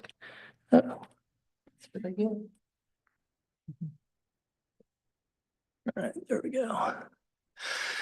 So speaking of experiences that we've done so far from actually summer until this time forward, we've worked with PCPA for summer camp offered specifically for our junior high students. So if junior high students signed up with that camp through ELOP monies, we were able to help support those students and pay for their tuition for summer camps. We've also had the pleasure of working with San Luis Obispo Performing Arts Center, and we were able to have the Mariachi Garibaldi, which some of you attended, at Jimenez Elementary, and it was great to see almost 1,200 students being able to enjoy Ballet Folklorico, as well as the mariachi as well. We've also worked with PCPA with blast-off assemblies. This assembly, you can see in the lower left-hand corner, it's a great story about a Latina girl who loves to dance, but has suddenly discovered space and wants to become an astronaut. And her kind of guide through this process is Ellen Ochoa, who is our first Latina astronaut, to break kind of that barrier. So kind of talking her through, and she concludes that she can both be an astronaut as well as a dancer. So it's kind of cool. Then we have gone to the Clark Center for our 3rd grade classes to watch the music of Coco. So that performance is where the kids got to actually see clips pretty much the first 20, 25 minutes of the show. And then we had the national mariachi band from Mexico that was actually playing each piece. And then they invited students to come at the end. We had select 6 or 7 students that got to actually learn how to conduct for the mariachi. It was pretty cool. And then finally, starting tomorrow, we have Beauty and the Beast. With Beauty and the Beast this year, it was very, very tough competition to get into PCPA. So the great opportunity is we're allowing all of our newcomer classes from all 4 junior highs to be able to participate so that they are learning language and having that experience as well. So these are all of the experiences that are going forward. We didn't put dates on them because they're basically starting from now until April. And you can see running through quite a few different things that we're offering for our particular students.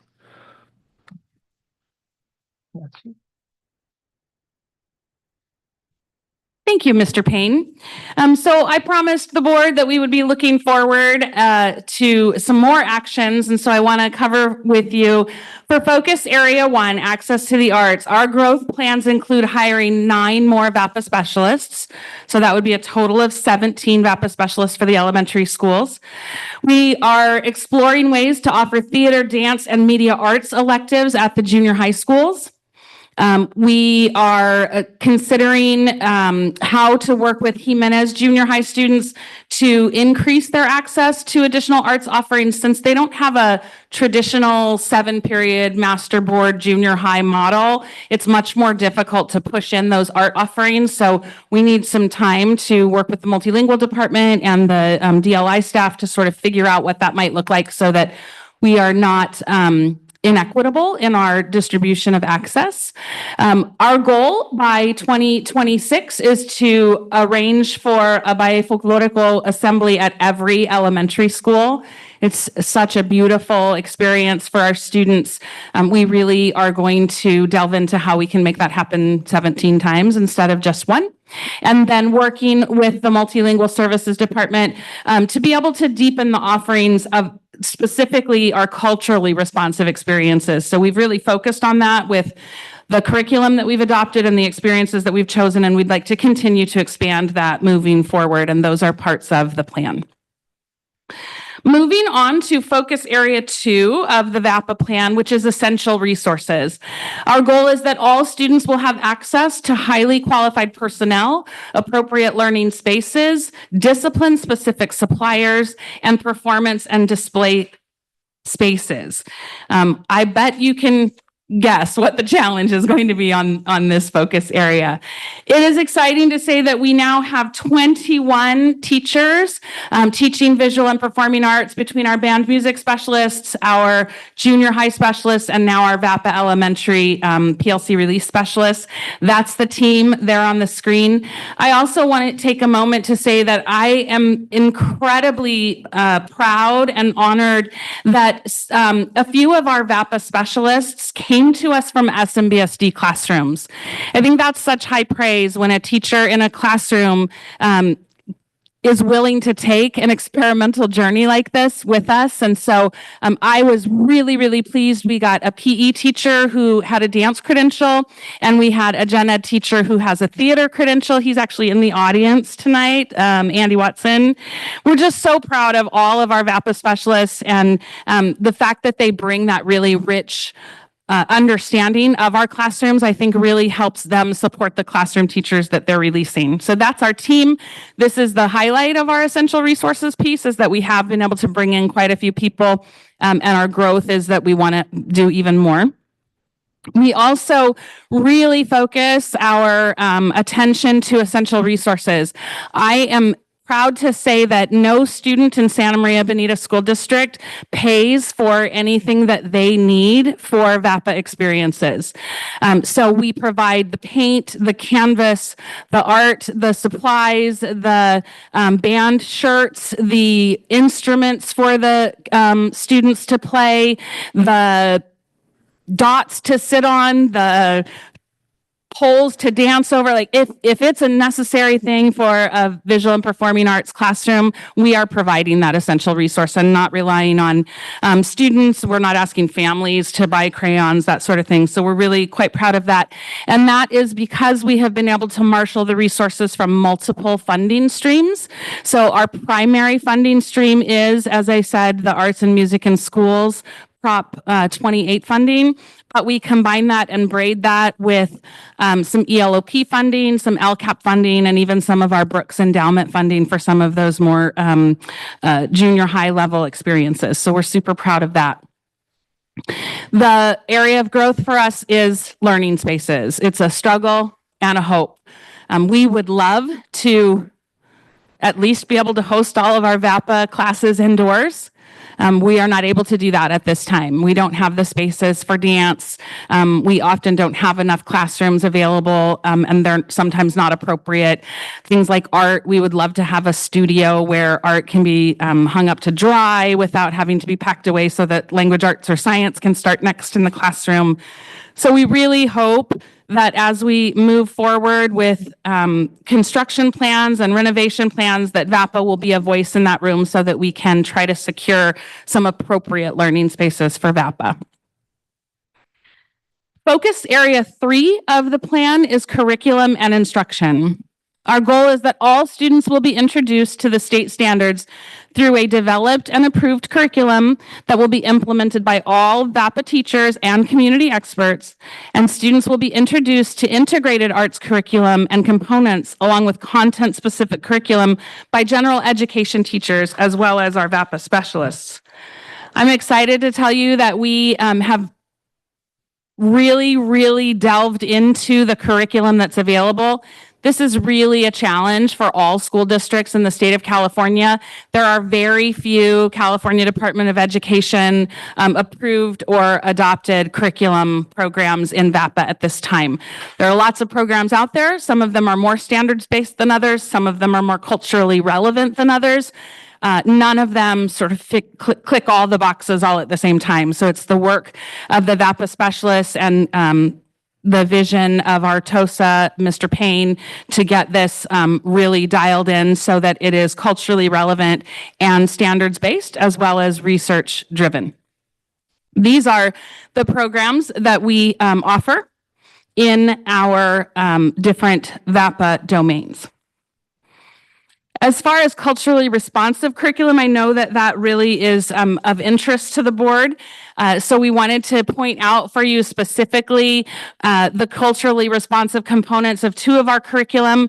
The curriculum on the left is Quaver music, and you can see just from the screenshots that there are multiple components of worldwide music. So a sweeping view of many different cultures and the music that is a part of them, and then features and best practices specifically around culturally relevant curriculum.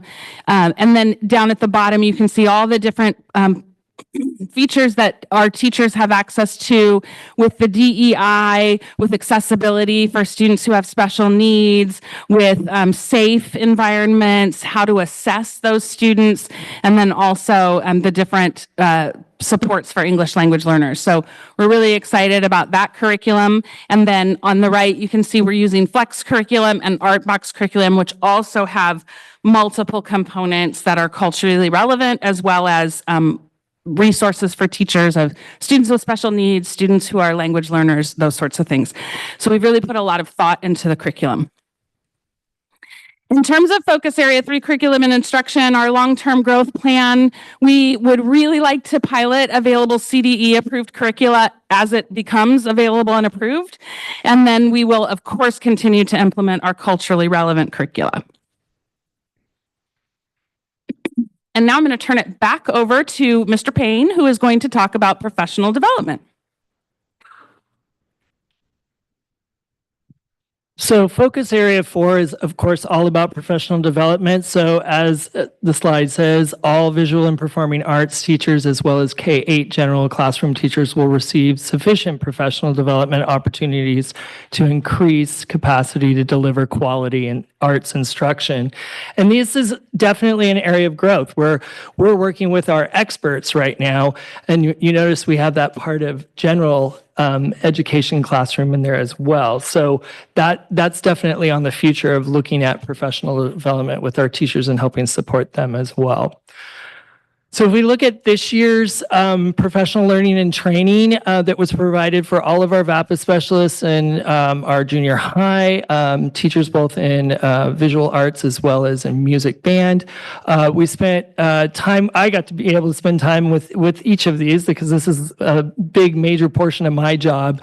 At New Teacher Week, it's a lot of the orientation with my new VAPA specialists, kind of the 101, and having them help me design and plan where we were going to go this year. So they were helping me build the plane a little bit, and then helping them as far as their particular areas and expertise and getting them the resources, as well as allowing for August 13th, November 1st professional learning, and then further dates throughout this year of professional learning with each one of these 4 different areas.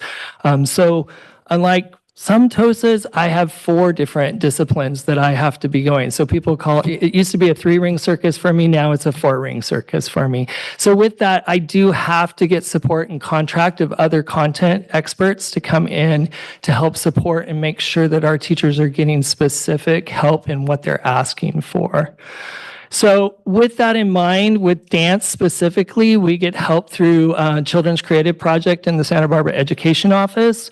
So I'm able to work with them as to finding the particular expert that the dance teachers are asking me for specifically to meet their needs. So this is an actual dance expert that has experience in the classroom, who has experience with the dance standards, who's able to better support currently right now our 2 full-time dance teachers. So that's anywhere from elements of dance and progressions through grade levels to culturally relevant dancing and dances, even specific to classroom management for dance, because you can imagine it's very different. Lori was mentioning dots on the floor and things like that. That's all management and very different than what I would do as a general ed classroom teacher, and even dance techniques.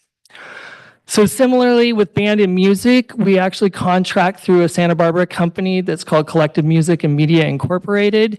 What they do is contract with university professors from Westmont, UCSB, and sometimes we get particular people from industry from Los Angeles that come up to actually do trainings with our music and band teachers. So percussion, piano, keyboard accompaniment, jazz basics, even beginning of the year, teaching techniques. What's the best way to teach kids how to hone particular instruments? And then what I love with this group is they're very collaborative. So you've got the expert in the room, but we've also got some music teachers that have been, in the district for up to 30 years. So it's great to hear them chiming in, and we're all working as a true PLC as far as our techniques. Visual arts, we also work with Children's Creative Project for those particular experts. So they're asking for certain workshops in certain areas that they can best support their students. So we're looking at watercolor acrylic painting. The big thing I'm excited about is we're starting ceramics back again. So we're looking at our junior highs and who has working kilns, what are ways, hopefully within our master facilities plan, we have a couple schools that still need some help with that eventually we can get that going for all of our junior highs. So then we can continue the ceramics program. And then the last thing that they just did was gel printing, which was an interesting kind of rolling kind of thing that I learned about. I had never known. I was like, what's gel printing? I have no idea. But they're like, no, we need to know about this. So really cool things. And then theater. So theater, once again, we contract with actually a teacher down in the LA area. I've been trying to get her to Santa Maria Bonita because she teaches high school theater. I'm like, come on, you want to come up here. But she does a great job with our 2 theater teachers. So works in elements of theater and progressions basically through those grade levels, voice coaching, looking at culturally relevant lessons for our students. Big one is puppetry for our youngers. So I know that Ms. Villasenor and Mr. Watson have been working on kids making puppets and then creating dialogue with those puppets. So really giving kids a voice in the classroom, which I really love.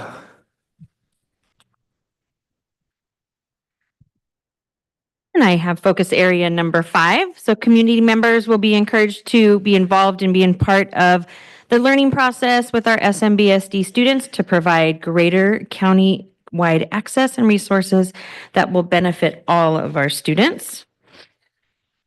Oh, hi, I'm Sharon Ibarra. I'm the coordinator of Teaching and Learning Supplemental. And I came in about midway as they were starting the process, so with the 5-year plan. So I'm just jumping in. So our next part is community involvement. Here's our community partners. So we have been working with Santa Maria Town Center, and we hosted our first district-wide art show. We used to do this a long time ago, so I'm really glad we've brought that back. We work with Lynn Music, and that is our instrument repair. All American Screen Printing is our local business that provides all of our t-shirts for us. Santa Maria Philharmonic, we do many assemblies over there. We take our 4th graders. The Cal Poly Arts Foundation and the Cal Poly Arts Center have been partners with us. Also PCPA, whether it's providing our junior highs with the camp during the summer or coming to our school site or providing assemblies for us. We've been great partners with them. Santa Maria Civic Theater and Allen Hancock Visual Arts Department. And then our community member involvement, again, the district art show, the Fessler Junior High art show that they had, winter and the spring music concerts that I hope you will come and enjoy during Christmas time. Sanchez Elementary had a Hispanic Heritage Night, and Taylor Elementary spring drama production. I was trying to think of what the last one was, and I can't remember. And then we wanted to see how our teachers were enjoying it. How is it providing what we think it's providing? And so we sent out a survey to all of our teachers that are in the PLC right now that are in the 9 schools. And so we asked them we just wanted feedback after the first cycle, which was 8 to 10 weeks. So we wanted them to rate their current experience with the VAPA specialist teacher. Now, mind you, they are in PLC, so they're leaving the classroom, so they don't necessarily see the teachers teaching, but they hopefully get the effects of it, right? So 5.6 rated them not effective. 83.1 rated them effective or highly effective, and 11.2 were neutral. They just weren't sure. And then we asked them to please give us reasons why they chose the above feedback, whether it was a 1-2 or a 4-5. And we had 89 responses, and these were just some of the things that I pulled out of there. So my students love VAPA Day and look forward to it each week. The program is engaging for students. The VAPA specialist teacher is knowledgeable and organized and effective. And the students have shown much interest in the VAPA activities. I'll read one more. The students seem to enjoy learning dance. It was nice to be able to have time to work with my grade level team. Okay. And then I am going to share a video with you.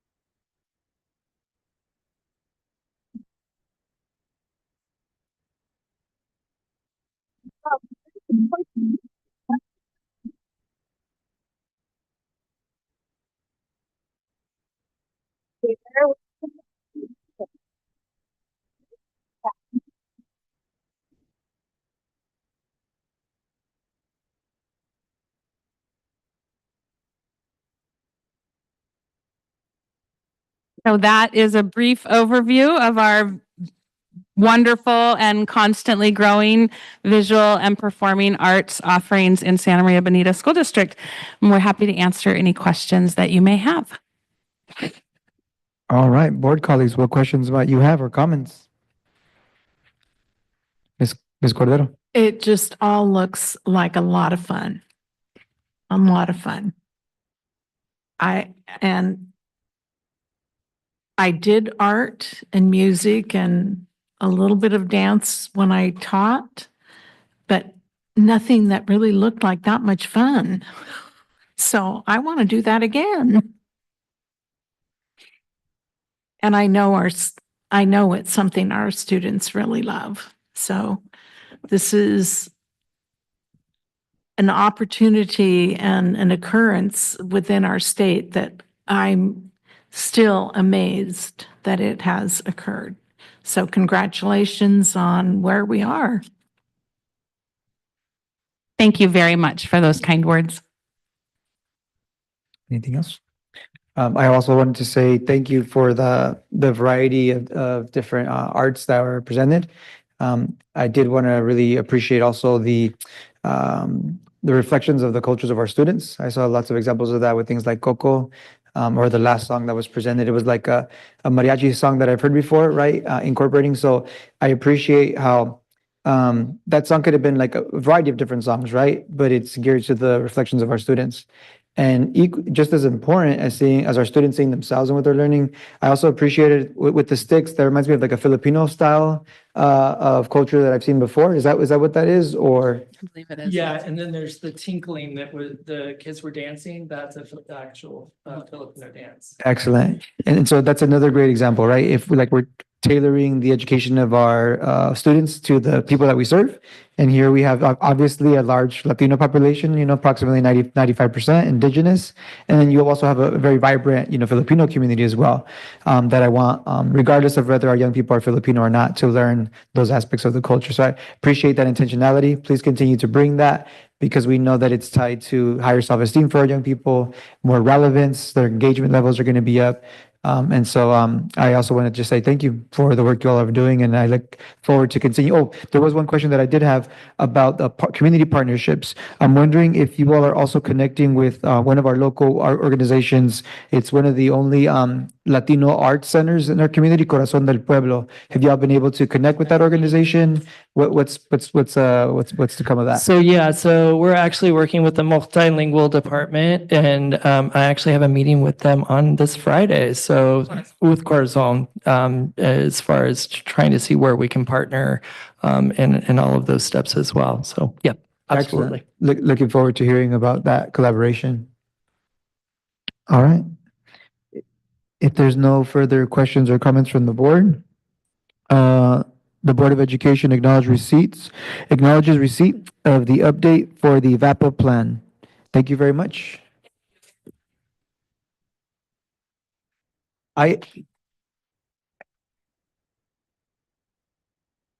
Item 13, new business. Are there any new business items requested from the board? The only thing that I would request is something that I brought up in the past, and that's just I would like to receive an update regarding how our schools are incorporating Native American Heritage Month, what types of things were done for Latino Heritage Month throughout our sites. And so I look forward to receiving some information regarding how we're honoring those resolutions. Yes, we will work on those and put those in a board update for you, for the board. Thank you. Thank you very much. And that reminded me that I actually came across a teaching and learning bulletin. If those could be sent to board members as well, I think that gives a lot of good insight into the kinds of things that teachers are doing. And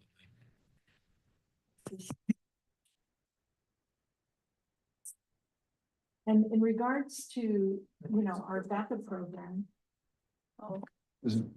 Just a reminder to the board, this is new business. So just to, yeah. as far as To comments. conclude this part, is that right? Well, if it's not new business. Yeah. Just a reminder. For sure. Yeah. So are we moving on then to, so Ms. Cordero, did you were you requesting anything or? Well, it seems to me there was something on my mind, but I've,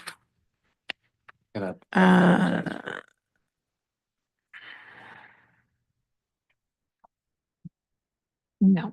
Okay. All right. Thank you very much. We will now move on to item 14, board and superintendent reports. Anything for you, Mr. Lara? Yes. I would just like to congratulate Mr. Hollingshead, Ms. Cordero, and Mr. Valencia on being reelected to the Santa Maria Bonita School District School Board.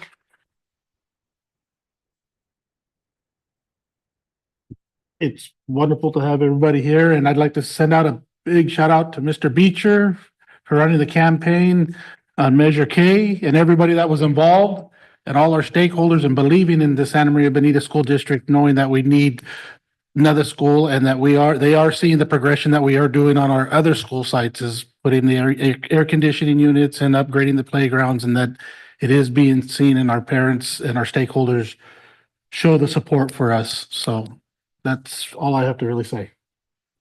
Thank you very much, Mr. Lara. Anything for you, Ms. Cabral? No, just second the sentiments of Mr. Lara. Congratulations to the board members and for Measure K.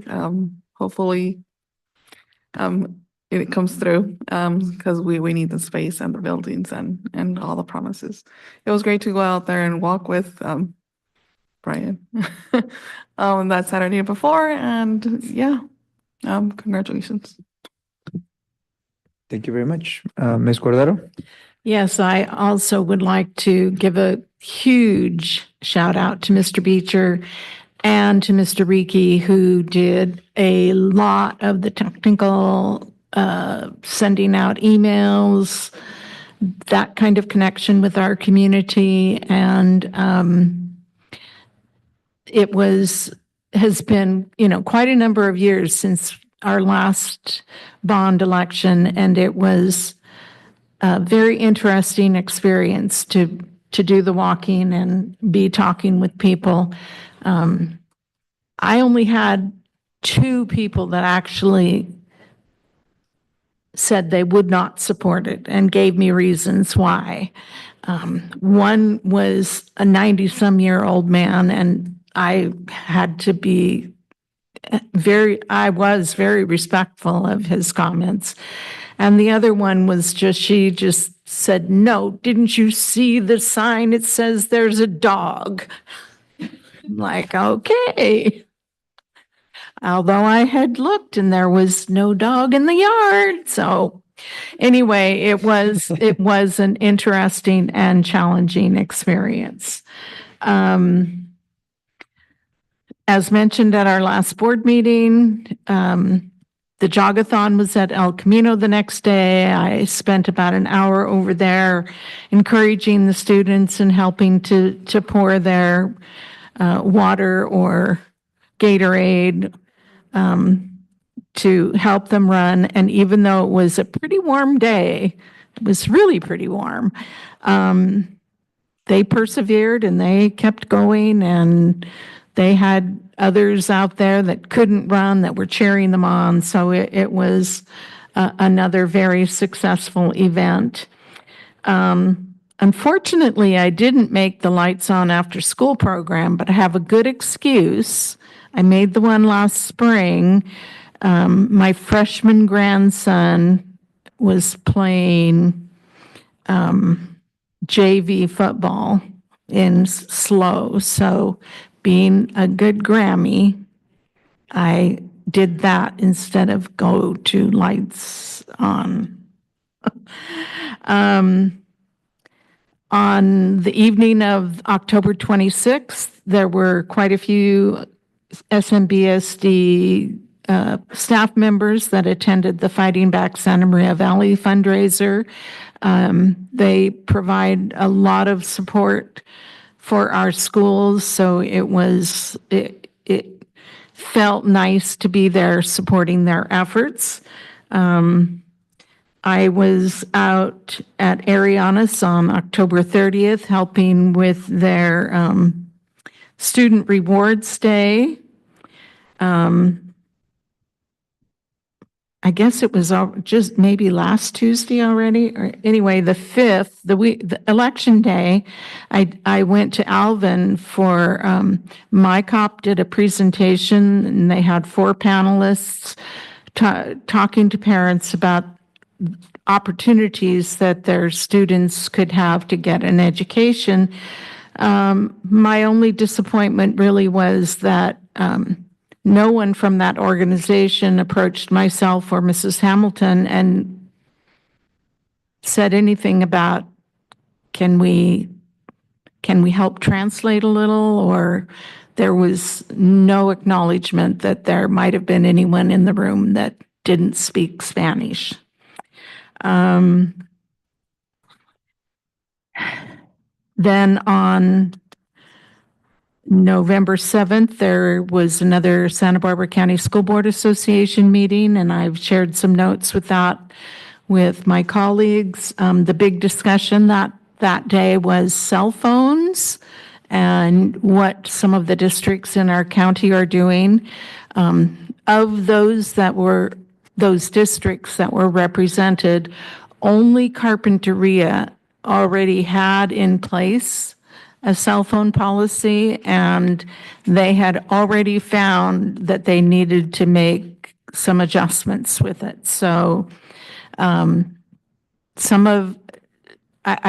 biggest piece of advice that came from it was, wherever our students go to feed into high school, that there should be coordination so that it won't be a big shock when kids get to high school. So hopefully when we get to the point where we're looking at what CSBA is going to hopefully provide, we can work with our high school district and make it as similar as possible so that it will flow nicely.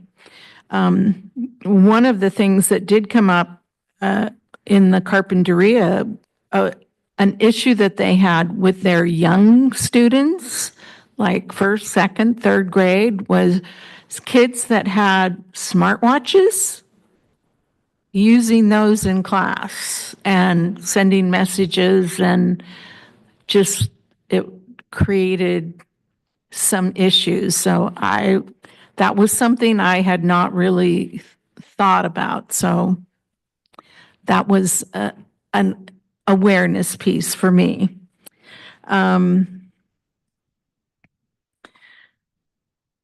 November 7th also was the Celebrate Philanthropy luncheon, where a couple and another person in our community were recognized for the work that they do in our community, a lot with both the individual and the family, a lot of which is directed toward helping our students. So I appreciate that opportunity.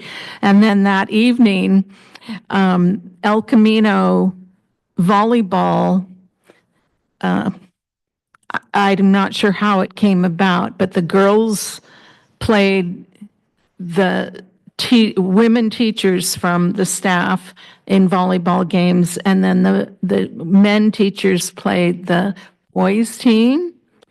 And I left feeling a little bit smug because the women did beat the girls' volleyball team 2 out of 3.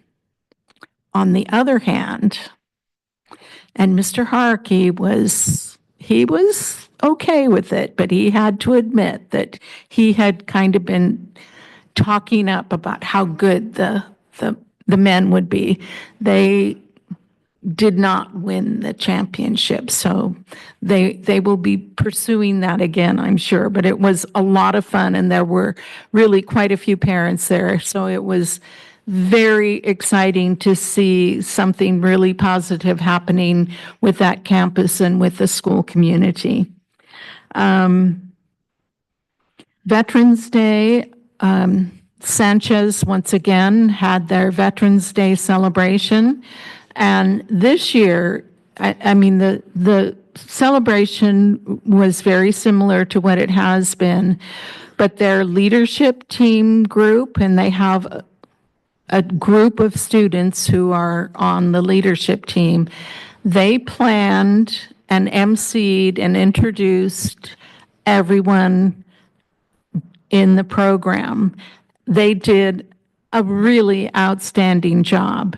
And I told them before I left, a few of them were in a group, I said, you guys did a really, really good job. I am really going to brag on you at our school board meeting next week. So here I am bragging on how well they did. And they kind of were, yeah, it was, and they admitted they were a little nervous about doing it all, but they came together and did a really fine job. So leadership development is catching on among many of our schools in Santa Maria Bonita. On today, I wasn't at a school site, but an email came because we have SMBSD emails, and as most of you know, I was pretty heavily involved in literacy and reading as a teacher and so forth. So a notification came through called CA Reads, and I had not heard or seen that before, so I clicked on it. This was a couple of weeks ago, and they were offering a seminar this morning with various individuals making presentations on things that are happening with reading and literacy, not just in California, but across the country. It started at 9 and it went until 1, and it was very well done, very interesting. And while nothing struck me as incredibly new or earth-shattering, the one thing that I was left thinking, and I think I have voiced this before, is that too often with the literacy efforts that have come and gone, they are gone before we have really allowed enough time for us to see if they are successful. So I'm thinking about our schools that are investing time in the letters training and really hoping that we will settle on some strategies and a program or more, really put the time and effort into training our teachers and make it ongoing, and really stick with it long enough to really see a difference. I know it can be done, and our students will be the beneficiaries. Thank you. Thank you very much. I also wanted to take a moment to thank the voters of the Santa Maria Bonita community for supporting Measure K. There's a myth out there sometimes in education regarding our families. They'll say things like, oh, our families don't value education, but clearly not. They're willing to invest, in the education of their young people, in our staff, so that we could have clean and up-to-date facilities, as well as building hopefully a new school. And so I really just want to take a moment to thank, it's already been previously mentioned, the staff, but also like our families for, believing in us, believing in our young people. And I'm really excited about the improvements that we're going to be able to make as a district. So thank you very much to our community.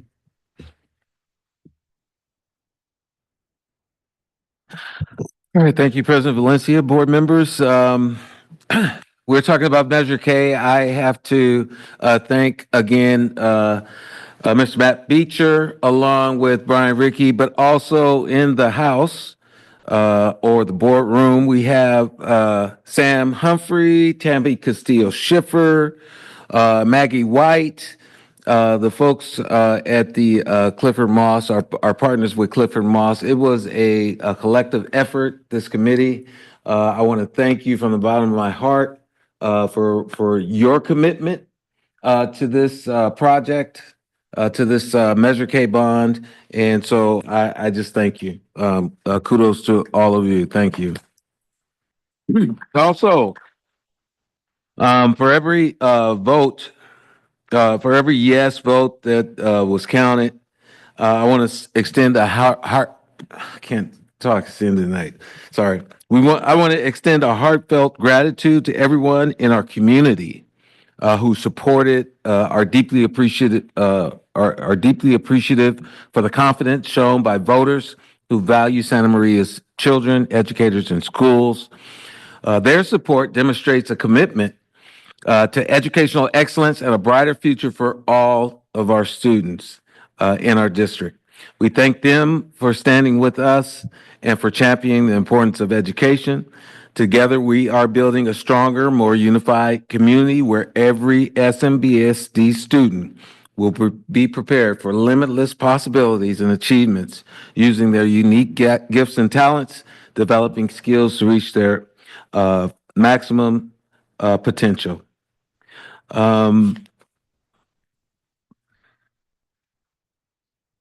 I don't know if anybody walked into the district office, including board members, and didn't recognize that we have our logo, our new logo, and Sousa Support Center out front.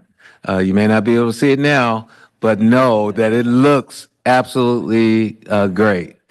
They did a great job. We have one board member who saw it.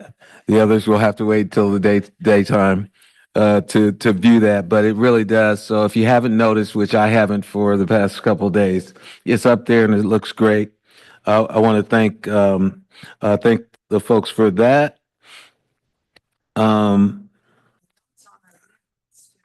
Yeah, on all our vehicles, absolutely, absolutely. Yes, everything is excellent. So that's pretty much it. The last thing I'd like to just give a personal thanks to my office staff, my assistant superintendents, for keeping everything in the district running smoothly while I was out last week for a family celebrating and honoring my father's life.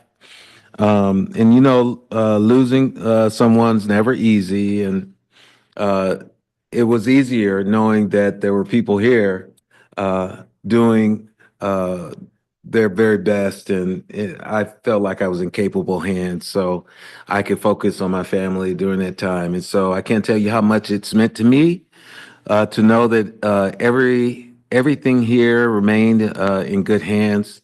Again, it seems like I do this in my comments lately, but I just want to thank this SMBSD community and the staff that does an excellent job. I forgot to mention that the VAPA plan, just to be able to give us a snippet of that, it's the most comprehensive plan when we're talking about arts education that I've seen. And you continue to make a difference in the lives of our kids. I was a arts kid, and it made I'm here today because of performing arts and because of music and the experiences that I had at with Mrs. Flournoy in fourth grade. And so I want to thank you all for the work that you do. I feel incredibly grateful to work with such caring and talented people. So thank you all, and hope you have a wonderful evening. Thank you very much, Dr. McDuffie. Item 15, adjournment. Second. I got that, man. I'm glad y'all are so excited. I gotta share the next board meeting. The next regular board meeting of the Santa Maria Bonita School District will be held on Wednesday, December 11, 2024, followed by the annual organizational meeting on Friday, December 13, 2024, at 4 p.m. There being no further business before the board, may I have a motion to adjourn? It is moved by Ms. Cordero and seconded by Ms. Cabral to adjourn the meeting. All in favor? The time is now 8:18 p.m.